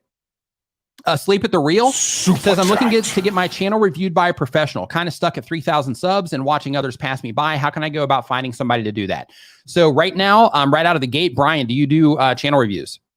I do channel reviews. I do consults. I also have a group coaching program. And I got to tell you, like my group coaching program is very similarly priced to that of a channel review for many of my peers. And you get access for me for forever. Like literally, there are people that I've chatted with in the last week that I've been supporting and helping for 3 years now. That's a really long time. So feel free to reach out. If you jump to my channel, you click any of the videos. In the description, you'll see access my free YouTube masterclass. Check that out. Watch the masterclass, and you'll be able to connect with me there. You can connect with me on Facebook. Plenty of options. Let's see here. So let's get some of these questions that are coming in. What website do you recommend for art merch? Any thoughts? What would you say for that, Brian? Like Fiverr, maybe? I think Fiverr is great. Here's the thing that I personally believe is, I think if you really focus on what you're trying to create and you come up with a plan first, because the fact of the matter is you can find a lot of great artists on Fiverr. You can hire someone through a friend, but if you don't know what you're after, it's super hard for someone to create something for you and to help you move forward. But Fiverr is a really great option to start with for sure. Absolutely. Okay. Yeah. So you can use Fiverr depending on what it is that you are doing and how risky you want to get. There's also like on Reddit, for example, there's a subreddit for design. If you want to start getting like a little bit risky, they also have them called like slave labor, where people do stuff for like really cheap, that kind of stuff. So, there's options for you out there, but you can hit Reddit. But like one where you don't necessarily have to worry about getting scammed or anything like that would be Fiverr. Let's see here. Next up, we've got Life on YouTube and Facebook. Just saying what's up, Brian G. Saying good morning there. Let's see here as we keep scrolling down. Hey, this is a great format too. If you have a question, just put question in front of it. Do that so that I can identify it, because I'm scrolling through and I'm trying to figure out, like, is this a question? Is somebody like, talking with somebody else? So if you have a question, just put question in front of it so I can identify it as a question. It'll make it easier for us to get to your question and identify it as a question. Let's see here. So next up on the list, we have Is not streaming hurting my channel growth? I prefer YouTube vids as I can polish and edit them to make them better. Is not streaming hurting their YouTube channel, Brian? Not at all. In fact, I think you're doing absolutely the right thing by focusing on traditional long form video. In fact, I just published a video that really talks about YouTube Shorts as well as live streaming and long form video. And basically, to cut to the chase here, what I recommended is try these different pieces of content out for yourself. Focus on what you love. But at the end of the day, YouTube has really been built on traditional long form content. And I can tell you that Nick has grown his channel from videos. I've grown my channel from videos. We both do a lot of live streaming. We both do shorts. In fact, typically when we live stream, what happens when we live stream, Nick? I lose subscribers. Boom, like they're gone. So the thing to think about is every type of content that we can publish on YouTube can be super, super helpful in connecting with an audience and generating money and growing an audience, but they can be slightly different. Like traditional long form video, great for growth. Live streaming is great for building community. That means, and community isn't anybody that ever has watched one of your video. Community is people that come back again and again. They get to know you. They like who you are. That is community. And those people, this is golden. We get to hang out. We're all pals. We answer questions. And we get to make money as the people hosting the live stream. So in the beginning, I would say I think you're doing absolutely the very best thing by focusing on growing your traditional long-form videos. Really quick, Doug, we answered that question. We did that one. That's where Brian mentioned his program and all of that. Roberto also says that live streams are for community. Videos on demand are going to grow your channel. Shorts is not a shortcut. Pun intended. If you're going to do any of them, do them intentionally. That's always the approach. Infin says, random question, Nick, do you have a physical hardware compressor on your mic or just using a plug-in on it? Yeah, so on my computer, this right here is called a Rode Procaster. And this right here is adding like processing, noise filtering or noise gating, all of that stuff. Like my voice is being processed through this. This is also where I'm triggering the sound effects and all of that stuff from as well. Let's see here as we keep going down. So we've got, how do you keep yourself hyped up for 2 hours and be entertaining and genuine while playing games live? What are good talking points do I discuss in chat to be engaging? Any thoughts, Brian? Push yourself to be creative, and it's really spur of the moment kind of things. And by asking this question, you're already starting. So you might feel like I'm not moving forward, but you are because you're thinking about it. So props to you because that's where it begins. Like to learn to be engaging, let's talk about comedians. Nobody goes to see a comedy show to sit in the audience and be bored. So comedians are just naturally gifted. No, they're not. Steve Martin polished his act for 10 years to get to the point where he blew up. And basically you start to learn about yourself. Like if I say, what's my brand about? Someone's going to say poodle wrangling, what did I say? Poodle wrangling. Someone's going to say quirky. Well, I mean, it's just poodles. Like over time, you're going to figure it out. Don't try to force it. The thing I would say is think about when you're live streaming, you could have 5 people or 500 people with you. But what I want you to think about is these are the people that are like your pals. You're out hanging out in the park, at a concert, whatever. Just have fun, be yourself. But you got to keep talking. And like, don't worry about being engaging for 2 hours. Do it for an hour. Like, give yourself a break. Like when and here's an example. I wasn't able to live stream for a very long time, maybe 6-9 months. It sucked. It was awful because it's so fun. I really enjoy it. And typically when I live stream, once in a while I'll go 2 hours.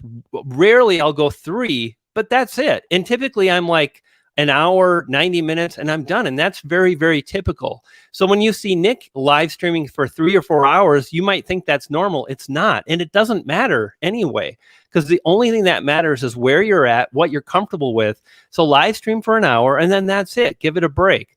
And the other thing to think about is we just talked a minute ago about growth and live streaming and videos. Like if you want to be a live streamer and grow that way.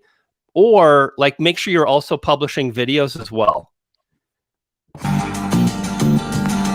Señoras y señores, mi hermano de la misma madre que está en estos momentos atrapado en México, Dini Min. Hola, mi amigos, ¿cómo está? That was an awesome intro. That was an awesome intro. So what she says is like, ladies and gentlemen, my brother from the same mother who's currently stuck in Mexico, D. Niman. That was awesome. That's his. That was awesome. That was so funny. Had I known it was going to play that way, it would have opened up and I would have been eating like a taco or something. Like sombrero, taco, mariachi band in the background. I would have planned that out a lot better. Totally. How's everybody doing? How's everybody doing? Oh, great, man. How are you? Fantastic. Good. I woke up Absolutely today. Good. Day's yeah, great. so basically, yeah, it's good, right? A lot of people didn't make it this far. So basically, D, what we're doing is, as always, we're answering some questions here, trying to get to the bottom of some issues people are having with YouTube. The next one on this particular list is, let's see here, Auntie Rachel's chaotic question says, hey, Nick, thanks for your streams. They're very helpful. I make cooking videos for the titles. Is it better to have descriptive or compelling titles? Great question. Who wants it? Fantastic question. D, welcome to the stream. Hit it. Hey, thanks, Brian G. Thanks, Brian G. Yeah, I would say both. I would say both, and it depends on who your audience is too. Like if you want evergreen videos that are going to continue to perform month after month, year after year, especially you're doing a kitchen type cooking channel, right? Like if you've got something like how to make a turkey, how to bake a turkey, like you're going to find that around Thanksgiving, views to that video is going to spike up, right? So mix it up between compelling titles and titles that are going to do well for search traffic. Do both. How can I grow fast and get into people's recommendations and spread my message/channel? I've asked this in Google Forms and in chat. So in terms of growing fast, what you have to do is you have to, one, make good content decisions in terms of putting out videos that people are interested in. You also have to make sure, if you're trying to grow fast, you also have to make sure that the people, that there's enough need for what it is that you're putting out. So for example, an easy way to check this out is just look around and see if other people are making content like you. If they are, what types of results are they getting? If they're getting a lot of views and things like that, and their channels are growing, then that means that you have potential to do something similar. In terms of getting into people's recommendations, that comes into videos that people typically watch together. That also comes down to things that people are interested in, and it comes down to how people respond to your content that are interested in those particular things. So for example, in order for your videos to continue to get recommended, because they do get recommended.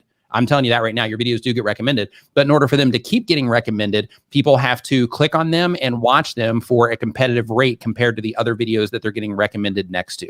And if you can compete, then your videos will continue to get views from recommendations. If you are still learning how to compete, then other people are going to end up bumping you out of those spots. And then you'll come back later once you do develop the skills and just the understanding to get people to respond better to what it is that you're doing. Hopefully that answered your question. I dig it. Let's see here. So next up, we've got how should I go about getting bigger with 50? Getting bitter. Just get bitter. Old. That helps. You're in the that right place. Yeah, just follow me. Yeah. Follow me. You're in the right place. It's coming. Yeah, getting bitter. Yeah, just get old. Start hanging out with get old old people. Blow out your knee, hurt your back. Let life, nag at you for a bit. Yeah, let life beat you down. Have your wife cheat on you a couple times. You'll get there. You'll get there. How should I go about getting bigger with 50 subscribers and not much money for equipment? Great question. D, you're a mobile person. I am partially. Yeah.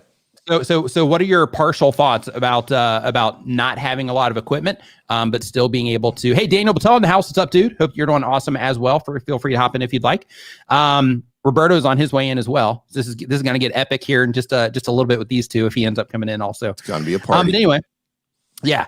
So so getting bigger with 50 subs, not much money for equipment. So whoever wants it can take it. I was just saying D for the equipment side. Yeah, I'll take it. Look, here's the thing about equipment. A DSLR camera, a camera that'll fit in your pocket, a Red camera, a phone, a GoPro, they're tools, right? It's what you do with the tool that matters.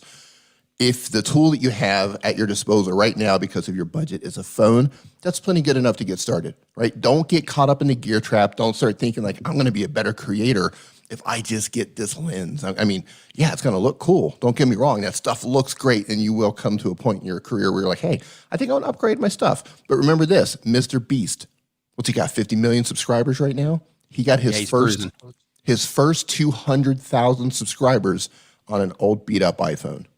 So it's, cameras are tools. It's what you do with the tool that matters. Grab your phone and get started. You know what's funny is I just posted in my... Whoa, that sounded epic. It is. I just posted in my group that I have spent probably $20,000 on gear. And then I posted, and I kept it really short. I've spent $20,000 on gear. Gear doesn't matter, which sounds crazy. And it's kind of this running joke on YouTube. There's literally so many videos about this. But the thing is, just like Dee mentioned, it's not the gear, it's how you tell a story. And if you really want to grow, and if you want to get YouTube recommendations, do this. And this is the truth. Most don't. Most people will come to these streams, they'll watch the videos, they'll hear this a million times, and they will never do it, which is really sad. But start measuring the performance of each individual video you publish and strive to get better. You want a longer view duration, and you want to see a percentage of people subscribing. When you do that better and more, your videos will get pushed out more. My number one video filmed on an iPhone, 750,000 YouTube views. The topic was great. There was an audience for the topic. The video was fun. It was engaging. It was different. Boom. And it grew my channel. And you can do the same. But the thing is until you let go of like, I need better gear, or I can't grow because of this, or Brian and Dee and Nick, they can grow because they've got an audience. Until you like really focus on, I can do it. These are the things I need to strive to improve. Nick, I love it, by the way, that you keep talking about skills, brother. Like once that went in your ear enough time, it's like, boom, and now it's stuck up there. I've got something to add to that too, because a lot of people talk about gear. What gear should I get? What gear should I get? Here's the thing. I could tell you, and Brian could tell you, and Nick could tell you, and Roberto Blake can tell you, and Daniel Patel can tell you cameras to buy. We can say, buy this camera, buy this lens, buy this lighting setup, buy this microphone, buy this mixer board, and you know what? You're not going to know what to do with it. So if you start with something basic like your phone or the camera you already own, whatever camera that might be, even if it's a webcam, you'll learn along the way how to work your gear, and you'll learn what you need. You might not need a specific type of lens, right? Different lenses do different things. Different cameras do different things. Some cameras are better in low light. Some cameras work better with brighter light. So you'll figure that out along the way instead of just throwing money at it right now because you really don't know what you need yet. So it's something you figure out along the way. You know what? Oh, here comes it. At last, the Sith Lord of YouTube, Roberto Blake. Oh my God. Epic. Roberto Blake. What's up, dude? Good morning. Welcome to the live stream. So be it. How are you? Jedi. That was epic. I'm doing well. Nice. So this one, David, ladies and gentlemen, boys and girls, David Foster from Impartial Geek. So David, yours hasn't showed up yet. So just a heads up, it's being worked on. It just didn't come in time. Here, I can make one real quick. Interest, I feel bad. I'm like, dang, No. David isn't in here yet. So I'm gonna spoil it. I've got it right here. Ready? It's David. David Foster is here. There you go. I love that. I love that, but it feels a little bit weaker than Roberto's. Anybody that follows Roberto's, like his is pretty epic. Yeah, his is definitely evil intro is no match for the powers of the dark side. By the way, I'm available on Fiverr if you need me to do your intro. So really quick, hello Maria and Nicole. Ooh, wrong button there. Hold on. Dee's intro. Yeah, got to be careful here. Hello Maria Nicole. First, thanks for the super chat. It says I make fashion videos. I try to do one, or I do try one in styling tips, but the tips videos do horrible. Do I need further niche to just try on? Thoughts? Anybody? I'll take it. All right. Roberto Blake. Hello Maria Nicole. First of all, really dope picture for your YouTube icon for being a fashion channel. Like that already makes a lot of sense. So that's actually really dope. Here's my thought on this. For your type of channel, and I've worked with people in this situation, I think you need to look at your channel as a lifestyle brand. And so I think beyond just a try on one, like try on one stuff is probably doing really good for you, but the styling tips, if the styling tips are doing horrible, the thing is, I bet you the people who are watching them are really enjoying them, which means that it's a packaging problem. And as a fashion influencer, you understand the value of presentation. Okay. A lot of times we think our problem is the product. It's often the packaging. So I would work on the packaging of those videos. And the thing is, if styling tips isn't resonating with people, think about the titles that do resonate with people, and then try to package a styling tips video in the title and thumbnail of what is getting views. Because I guarantee you that the title and thumbnail have more to do with views. Everyone keeps being convinced that the quality of the video or the type of video or the video itself is what's hurting their performance in terms of views. Not at all. You can look at watch time, retention, and comments and see that people who watch the video love the video. The problem is they're not giving it a chance. So just like we might have to dress a certain way to get attention or to be more approachable or to be more attractive, you have to think of your product on your channel as the same exact thing. As a fashion influencer, I hope that resonates with you. So really quick, just to address this really quick. So the girl and her passport, we actually have women in the group that I share this link into. Every now and then somebody will come on, but most of the time it's the dudes that will hop in the stream. But I think next week, I think somebody will be coming on as well. I'm not sure yet though. Okay, so next up on our list, we have, let's see. You ever felt like you're in high school and you're looking at popular kids and the rest of us are no? Can I interrupt you for a second? Yeah, good. So this sort of thing comes up a lot with panels and live streams and stuff like that. And the thing, and I just want to, kind of parrot what Nick just said on that, because I come into a lot of live streams and you see comments and go, it's a sausage party. Where's the women at? Every single one of us, anytime we do something like this, we always reach out to female creators, and if they don't come in, they don't come in. So you have to understand. I mean, it's not that we don't want them to come in. We have everybody in here supports female creators. It's just that if they don't come in, they don't come in. We have a Facebook group. We send a link out, and if people don't click on the link to come in, hold on, D.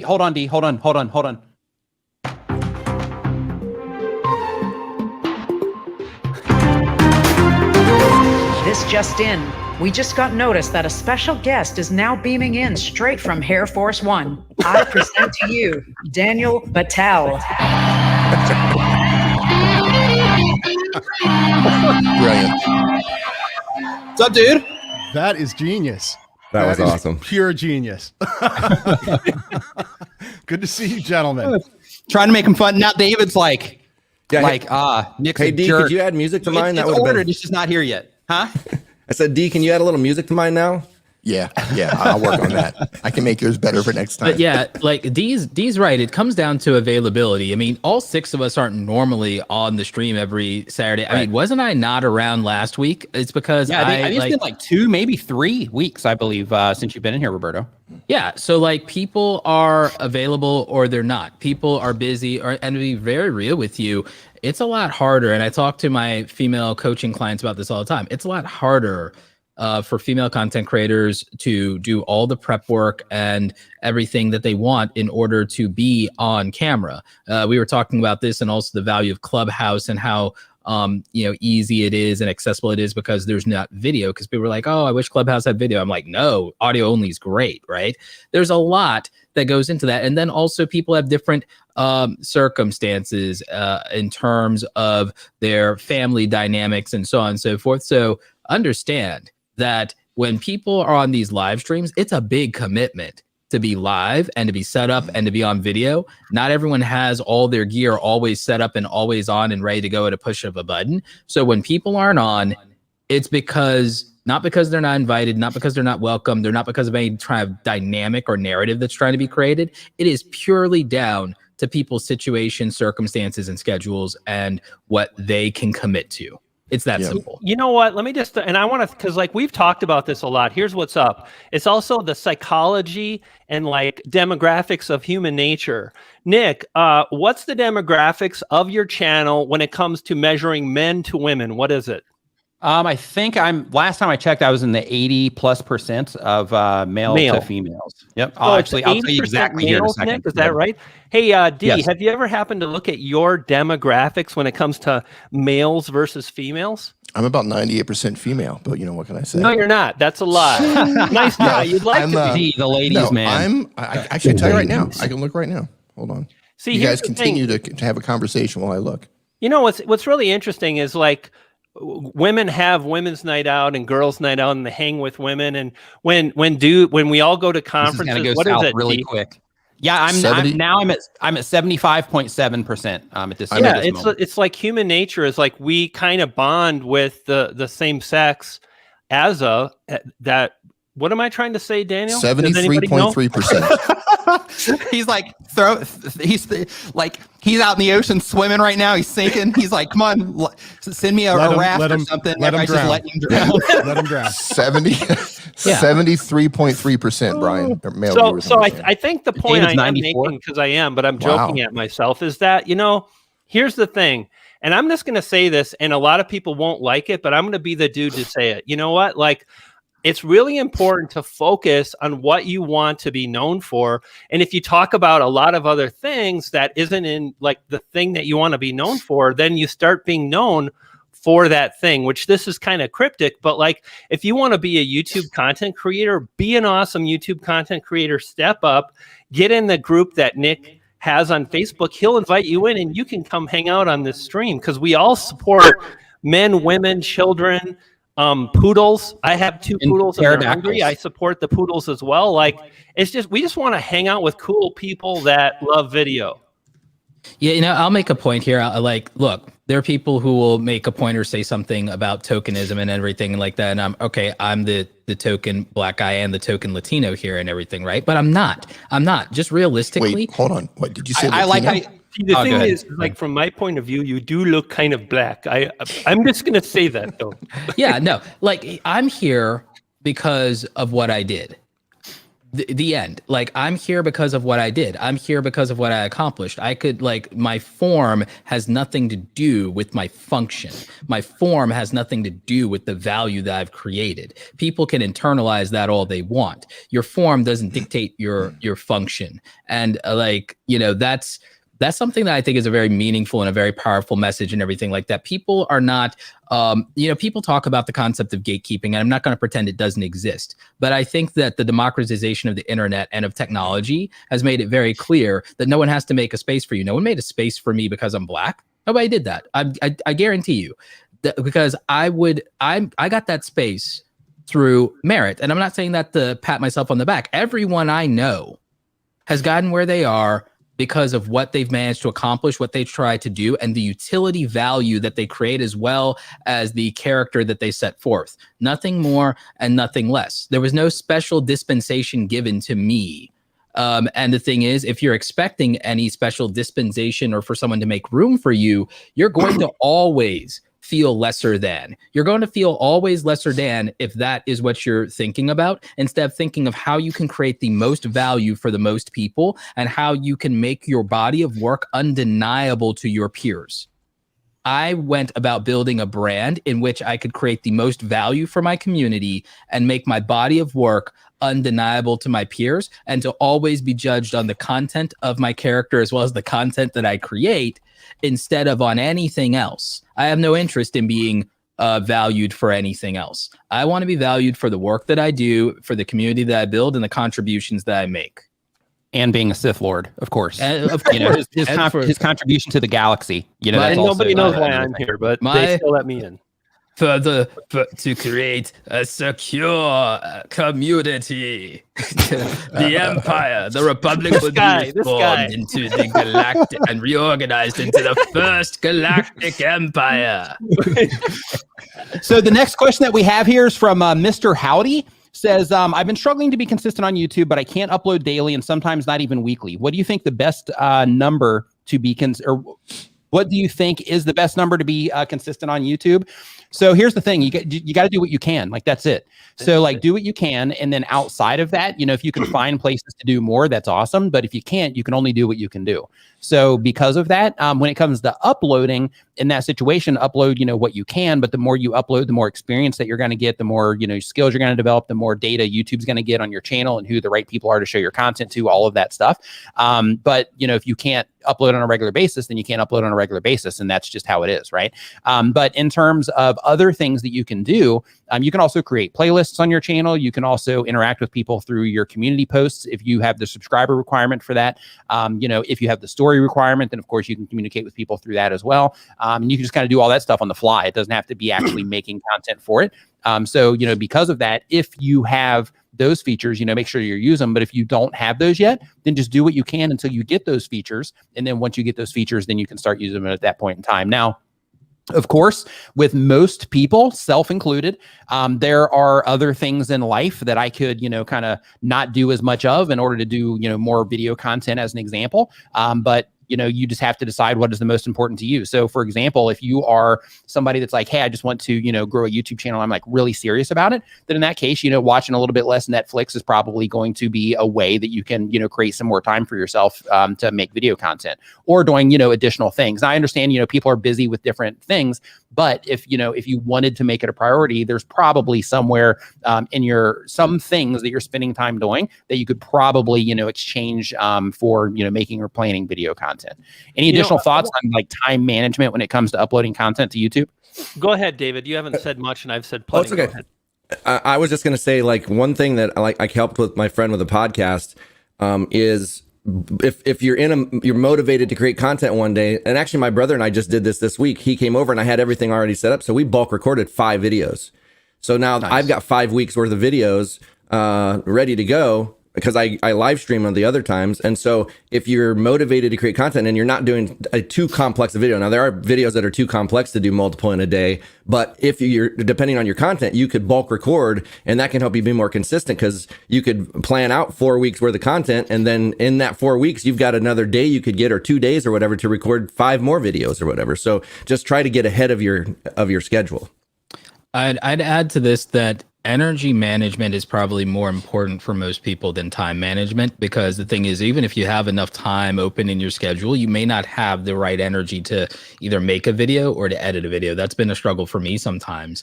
And that you might have to look at things in your routine and understand, when is your peak energy at? And are you going to schedule your life in such a way to when you're at peak energy, you can stop everything and film when you're at your peak energy? Because you need that. Like, filming's the hard part. You need that. Like, so you need your energy for that. And you might need to look at, well, when in the day am I at my peak energy? And then also in terms of, a lot of people squander that peak energy on their admin work, which you don't really need to do that. The creative work, I think, is more valuable to put that into. So learning to balance your energy and to put it into the right task. And also, if you need to rebuild your energy, consider looking at I'm not a nutritionist, I'm not an expert in everything. Look at things like vitamins, look at how you hydrate, look at how you do your morning routine, look at your sleep cycle. You really have to think of this entire thing as a lifestyle that you're committing to, as well as a career. So another question came in, says, I changed my family channel from, did it again. I gotta get all these on one page. Super chat. So it says, I changed my family channel from Jama Greek Crew to the Dennis family. What tips can you give me on content titles, topics to get more reach and brand deals one day? I know my thumbnails need some work, so any tips provided, I'll run with. So we're not actually looking at channels during the stream today, but when it comes to brand deals, a few things just to keep in mind. Actually, I'll let anybody else talk about this one, actually, unless you want me to take it. Watch the 4-hour live stream I did from last week on brand deals. There you go. There's one. One other thing, in order, like, first of all, I would say you're thinking about a number of different things, and the most important thing that you have to achieve, or none of it works, is you've got to build an audience. You ain't getting brand deals with a tiny channel. So the thing I would do, and when you're talking about family channel, I was just thinking about this because Nick just talked about this a bit ago. And you know what a lot of people do with vlogs and family channels? They make home movies. And the thing is if I don't know Bobby Sue and her day at the beach, or if I don't understand like Jimmy lost his first tooth, if I don't have a vested interest in Jimmy, it's not very interesting. But here's what's really cool. It's such a small, slight tweak that you can make to your content to make it highly relatable, because everybody on this planet, there'll be one person that will explain a medical deficiency for people that aren't born with teeth, but 99% of people have teeth, right? And what you can do in this situation is you can create a video about, losing your first tooth, and you can tell a story and you can make it relatable, but most people don't do that. They create home videos, home movies, and they upload them. And there's like, you've got to have the audiences here and your content's over here. You've got to create a bridge that makes it easy for the audience to come to your content. And if they don't know who it is, if they don't know what it is, then it's super hard for that to happen, and it doesn't. Now, the reason some vloggers actually do succeed is they're so great at storytelling. They're so energetic and engaging, and those are the things to practice too. Every time you make a video, strive to be engaging, and you can be. It takes work. And don't think of your video as a video about one specific family member. Make it broad and relatable.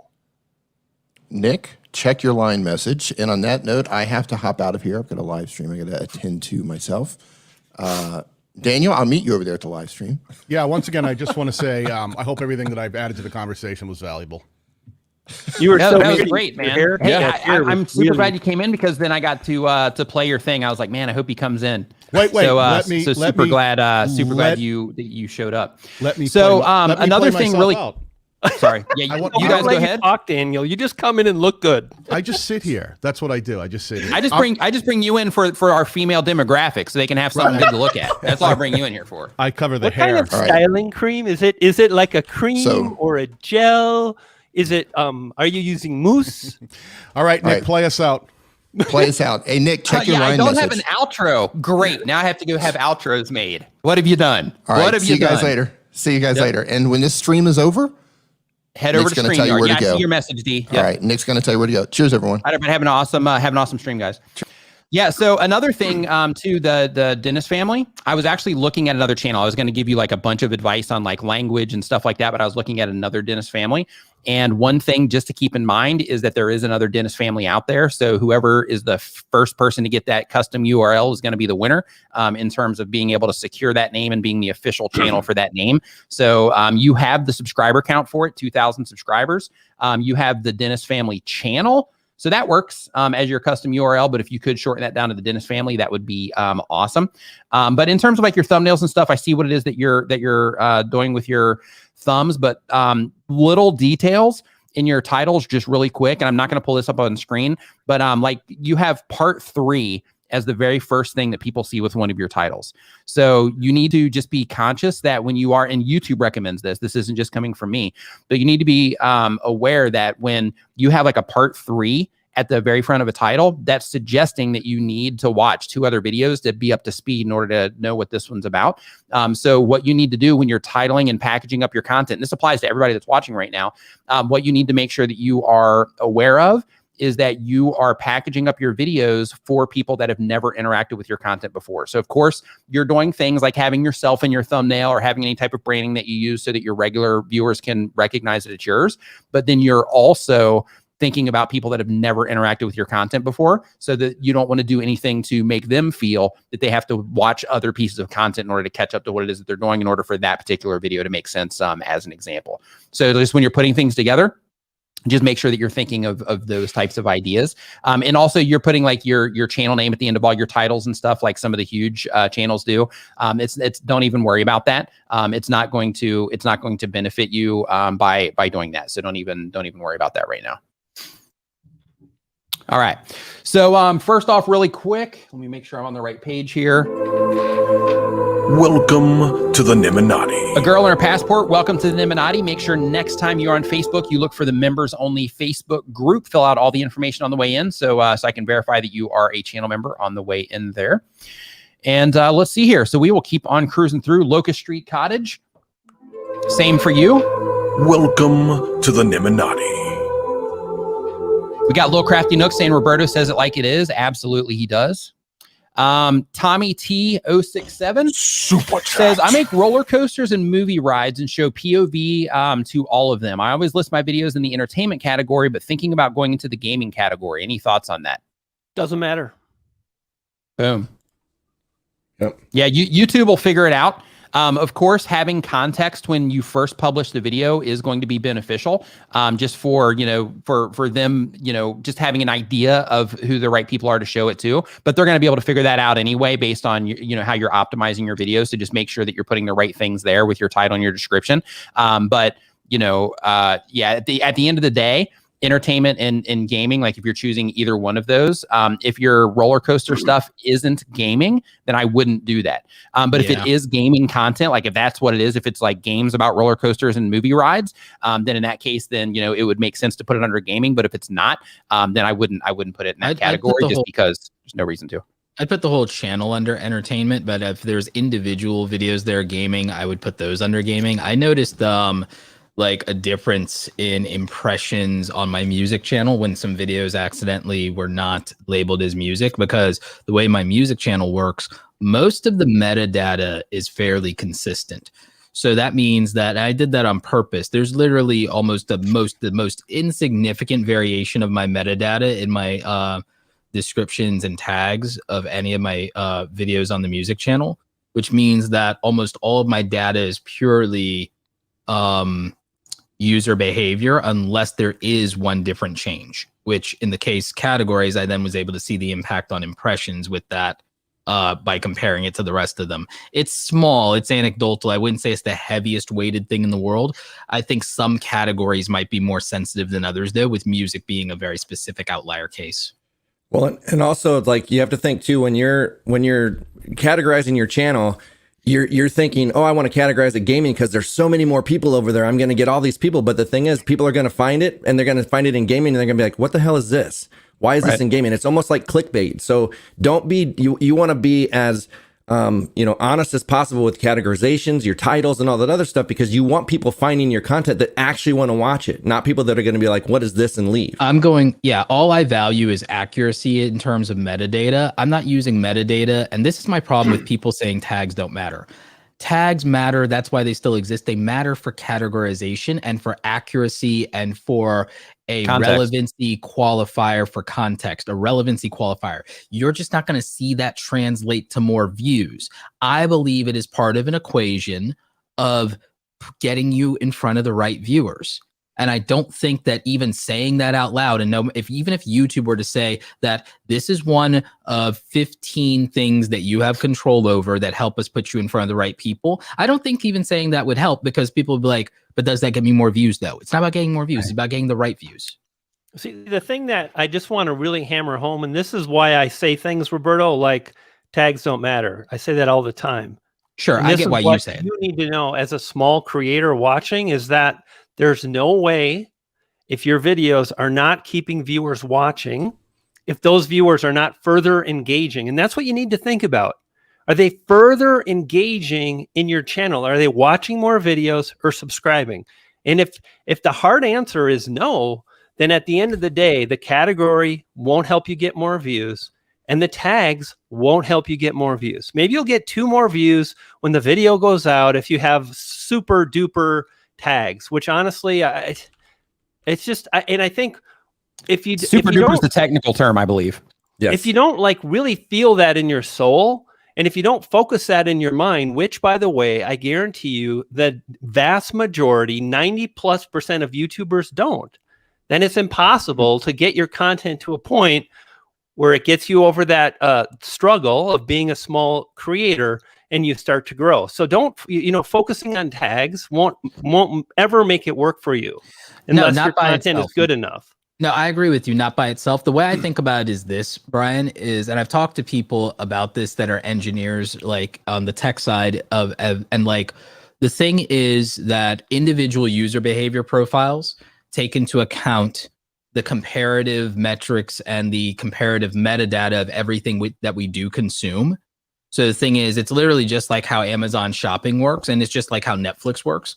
Now, again, sure, this is and advanced. I get that, but my thing, Roberto,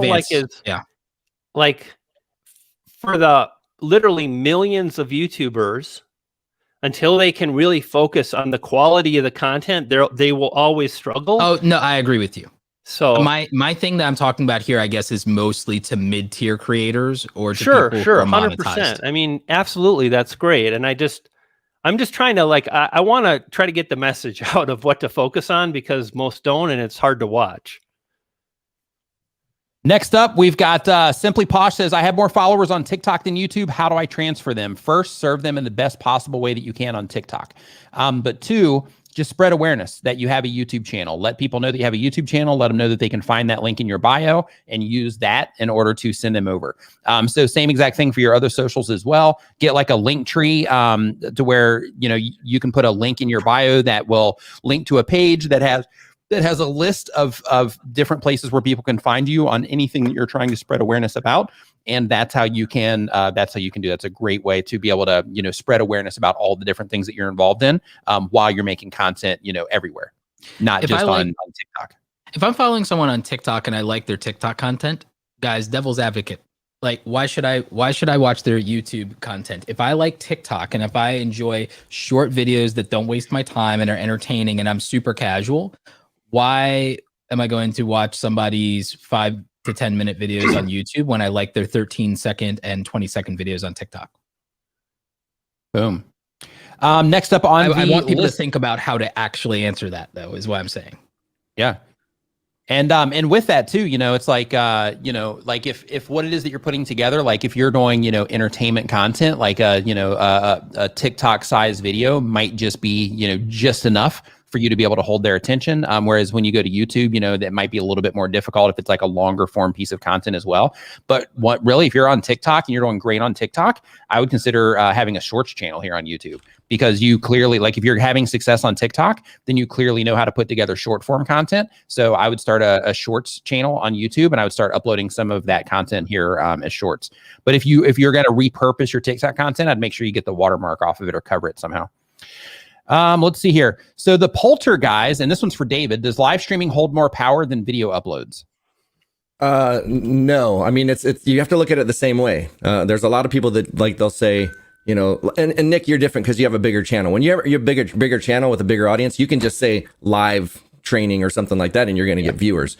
But if you're starting out, you have to be very specific with your titles, your description, and everything, just like you're doing a recorded video. So you want to treat it the same at the setup. And as long as you're doing that, because like if you're just live streaming, you have to be very strategic with it. If you're not strategic, you won't grow. And with that, like even with the larger channel, I still do that. So, you know, like, you know, instead of just putting, you know, like Nim and Live, like I'll do like, you know, YouTube tips or, you know, how to get views on YouTube, how to get subscribers, like the stuff that YouTubers care about. That's the stuff I put in the titles, because that's the stuff that will grab somebody's attention that maybe hasn't ever seen my channel before. Right. So like I still use that same exact thing, even though I have a larger channel. So, you know, for everybody watching, if you know, like if you're just getting started or if you're just starting to pick up momentum, like, you know, it's even more important, you know, that you do that now. But even once you get that experience, like still, you know, practice that, because it's effective. It works. Well, and I think a lot of people don't realize too that you can actually rank for your title before you're live. Before you're even live. Yeah. Are GBA games still relevant? I really love them. Will my channel still grow if I play old games? I'm not sure what GBA is. Game Boy Advance. Oh, okay. Yeah, I'm not sure. That's not my world. Anybody here do Game Boy related stuff? Think that's a Pokemon will always be relevant because you have at this point over 25 years of nostalgia across 3 generations of people in terms of Pokemon. And then with Nintendo, they just actually, bless you, Brian, they just announced Diamond and Pearl getting remakes for the Nintendo Switch, revisiting that content now with the hype around that and people thinking about how this is going to be different or how they're going to improve. And looking at those franchises that are getting remakes and have a nostalgia component to them. But if you're going to do Game Boy Advance content, I wouldn't limit yourself in that way. I would frame yourself as maybe the retro gaming. And the thing is, I would also tie yourself to the franchises that have the strongest ties to retro gaming. And usually that's going to be Nintendo related properties, as well as some of the Sega properties, and some of the original Sony properties like the Final Fantasy franchise and so on and so forth, because you have multi-generational gamers and large fan bases around that are very passionate. So that's what my thought looks like. You know, one of the things to think about too with this is your job as a YouTuber, and this is for everybody, if you want a big audience, is to be a detective and understand how that big audience thinks. Because like if you say, like Nick, the first thing Nick said is, I don't know what MGB games is. But I guarantee you, if you would have said something like Pokemon for Game Boy, we know. And that might be a little bit more in alignment with how people that are playing those games are searching and what they're really relating to. So what I always say is think about the audience you want to connect with, and then think about the words and phrases and games and movies that are relevant to them. And then just simply do searches on YouTube and try to identify other channels that are doing something similar to what you're doing and look at their results. But the thing is you want to make it easy for people to find you. And that means you have to focus on their thoughts and their wants in order to make that happen. And basically just put the things that matter to them in your video titles, and you'll be far more likely to get views. Well, and something that I always do too is like I'm a consumer. So when I buy something, I do a lot of research on YouTube. So I do a lot of searches. And so when I approach my titles, I think, what would I type into YouTube to find what I'm looking for right now? Like if I'm going to do a video on this Sony camera, what would I actually put in there to search? And that's kind of how I initially approach my title. Then I do a search and see what other videos are in there and go from there. Excellent approach. Next question we have is from Wolf Gamers. Says, I struggle with making thumbnails or getting people hooked to it. And I also struggle with making titles that people would be interested in. Any tips or help? So in terms of titles, does anybody have any advice for like what to think about when it comes to your titles? I think what David just said in terms of thinking how people would actually look for the content that you have is a great approach. Anybody else have like, some detailed information on titles? Your strongest viewership. Go ahead, Roberto. No, go ahead, Brian. The easiest thing you can do is think about your titles in two parts. And it's only two parts. One is the keyword phrase we just mentioned. So when I'm talking about thinking about the game's not just a game. It's also a keyword phrase that people are typing in the search engine. Just like David mentioned, a Sony camera or a Sony lens. And someone just asked about, how do I grow a cooking channel? Same exact way. What are people looking to cook? And think of that in terms of that is the keyword phrase. And the more you align yourself and make content specifically about the keyword phrase, and I'm going to go a bonus level, and this is super powerful. The more descriptive the keyword phrase is that you target, the easier it is for you to make a video those people love, because you know exactly what they want. It's not just a chicken recipe. It's a chicken piccata low-fat recipe, which, how do you do that? You use tomatoes. They cook down. It creates a creamy sauce. It's not butter. Boom, all done. Creamy. So did I go too deep there on cooking? No, no, it's I'm good. hungry though. I think you just triggered David over there. Oh, like with shrimp in linguine, it's got that certain, how do you say, je ne sais quoi. Chef's kiss. Anyway, so take the keyword phrase, put it at the beginning of the title, and then just put a dash and put something that is compelling. Compelling is either what they're afraid of, I'll never grow, YouTube mistakes. That's what people are afraid of. I'm afraid of making a mistake. That's compelling. Or the result they want. So when it's a chicken piccata recipe, it's low fat, it's super delicious, it's easy. Those are all really compelling things. So keyword phrase with a compelling element, which is based on what people want or what they're afraid of. And if you format your titles this way, I guarantee you over time, and that last part is key. Like, here's the thing. I see so many people saying it didn't work. Are you kidding me? You've made 5 freaking videos. You're killing me. You're hurting me deep inside right now. You can't like make 5 videos and then say it did. Like, okay, I better relax for a moment. What if I told you that there was a YouTube? What if I told you that there was a YouTube content creator in 2018 who had, I think, 200 subscribers, and that when he revisited me after going to my my speech at VidCon in 2018, when I saw him again in 2019, he had 100,000 subscribers. What if I told you that this content creator was in YouTube gaming, the most saturated, I can't grow niche in YouTube? And what if I told you that today he's almost at 2 million subscribers? What if I told you that that story is 100% true and I can prove it? What's the I would trick? believe you. What's I the would trick? believe you because I know you're a man of your word. Nick, in the bottom there, I have a something on screen that you can share. This is Sam, aka Skip the Tutorial. Here's where his channel started, and you can see, nothing, to write home about. So this is how it started. Here's how it's going.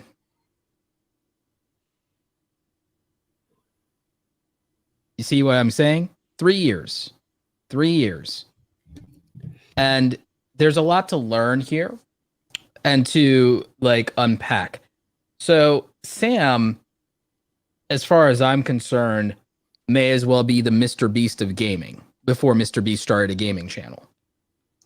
In fact, I wouldn't be shocked if the Mr. Beast gaming team studied Sam from Skip the Tutorial. So there's a lot that I could say about this, but Sam is a creator who deeply understands the community of gaming and the culture of YouTube, probably better than 90% of the gamers, even people who are bigger than him with diamond play buttons. I believe that he understands the culture of YouTube and gaming culture around YouTube viewership more than almost any other content creator, even people with diamond play buttons in the gaming category of YouTube, to be able to go from having 200 subscribers in 2018 to almost 2 million subscribers in the beginning of 2021. Sam understands it that deeply. And I think that if you study his channel and you study his story, and if you look at his early content and why it wasn't working, and you look at his content from oldest to newest, you'll see the tweaks he made along the way and how much it came down to branding and psychology and understanding the viewer and the culture and the community and executing on that and finding his niche, but not just his niche, because then he evolved past his niche and he figured out how to define himself and become known for something, which is the more important aspect, is to become known for something to the point to where I guarantee you that Sam's views, where he gets 1.5 million, 2 million, to be real with you, right now, Sam is averaging the same amount of views on his videos per upload that PewDiePie does. Okay, this is why I say that Sam understands YouTube gaming culture more than bigger creators. And the content creator who best understands their audience, not who has the most subs, not even who gets necessarily the most views or most clout, the creator that understands their audience the best will win. In my opinion, Sam understands YouTube gaming culture better than PewDiePie. And it's shown in the fact that with 50 times less of an audience size, he can get the same viewership as PewDiePie per upload. Period. And with all of that said, I want to thank everybody that is on the screen right now. Thank you guys for coming on, sharing your expertise here. I've got links to them down in the description below, so make sure that you go and you follow them. And also, right now, my brother D and Daniel are reviewing YouTube channels over on the StreamYard channel. So I'm going to drop a link right here where you can go participate in that as well. Get your channel in the queue over there to get reviewed. I know they typically stay live for a couple of hours, so make sure that you head over there, get your name in the queue, figure out what you got to do to actually get your channel reviewed. I think they just pull them up. So definitely head over there to that now. I just dropped the link there so that you can go over and check that out. And thank you everybody for hanging out during the live stream. I hope you learned something today. And for those of you that are still here waiting to click on that link, another thing that I just want to say really quick is, and I say this every Saturday, is that, during the streams, there's a lot of information that comes out. And I know that especially if you're just getting started, that it might seem like it's overwhelming. So because of that, pick a thing or two, work on that thing or two over the next week, and then we'll meet back up here next Saturday. And then you can learn and apply some more stuff to your channel after that. So, instead of trying to do all the things, just focus on taking that next step, right? That's next step, applying that next thing so that you can really, understand, the next thing that you are applying to your YouTube channel so that you can start, really making things move on your channel. So thank you everybody so much for hanging out, and we will see you next time. Thank you. And I'm going to play this on the way out just because it's epic. At last, the Sith Lord of YouTube, Roberto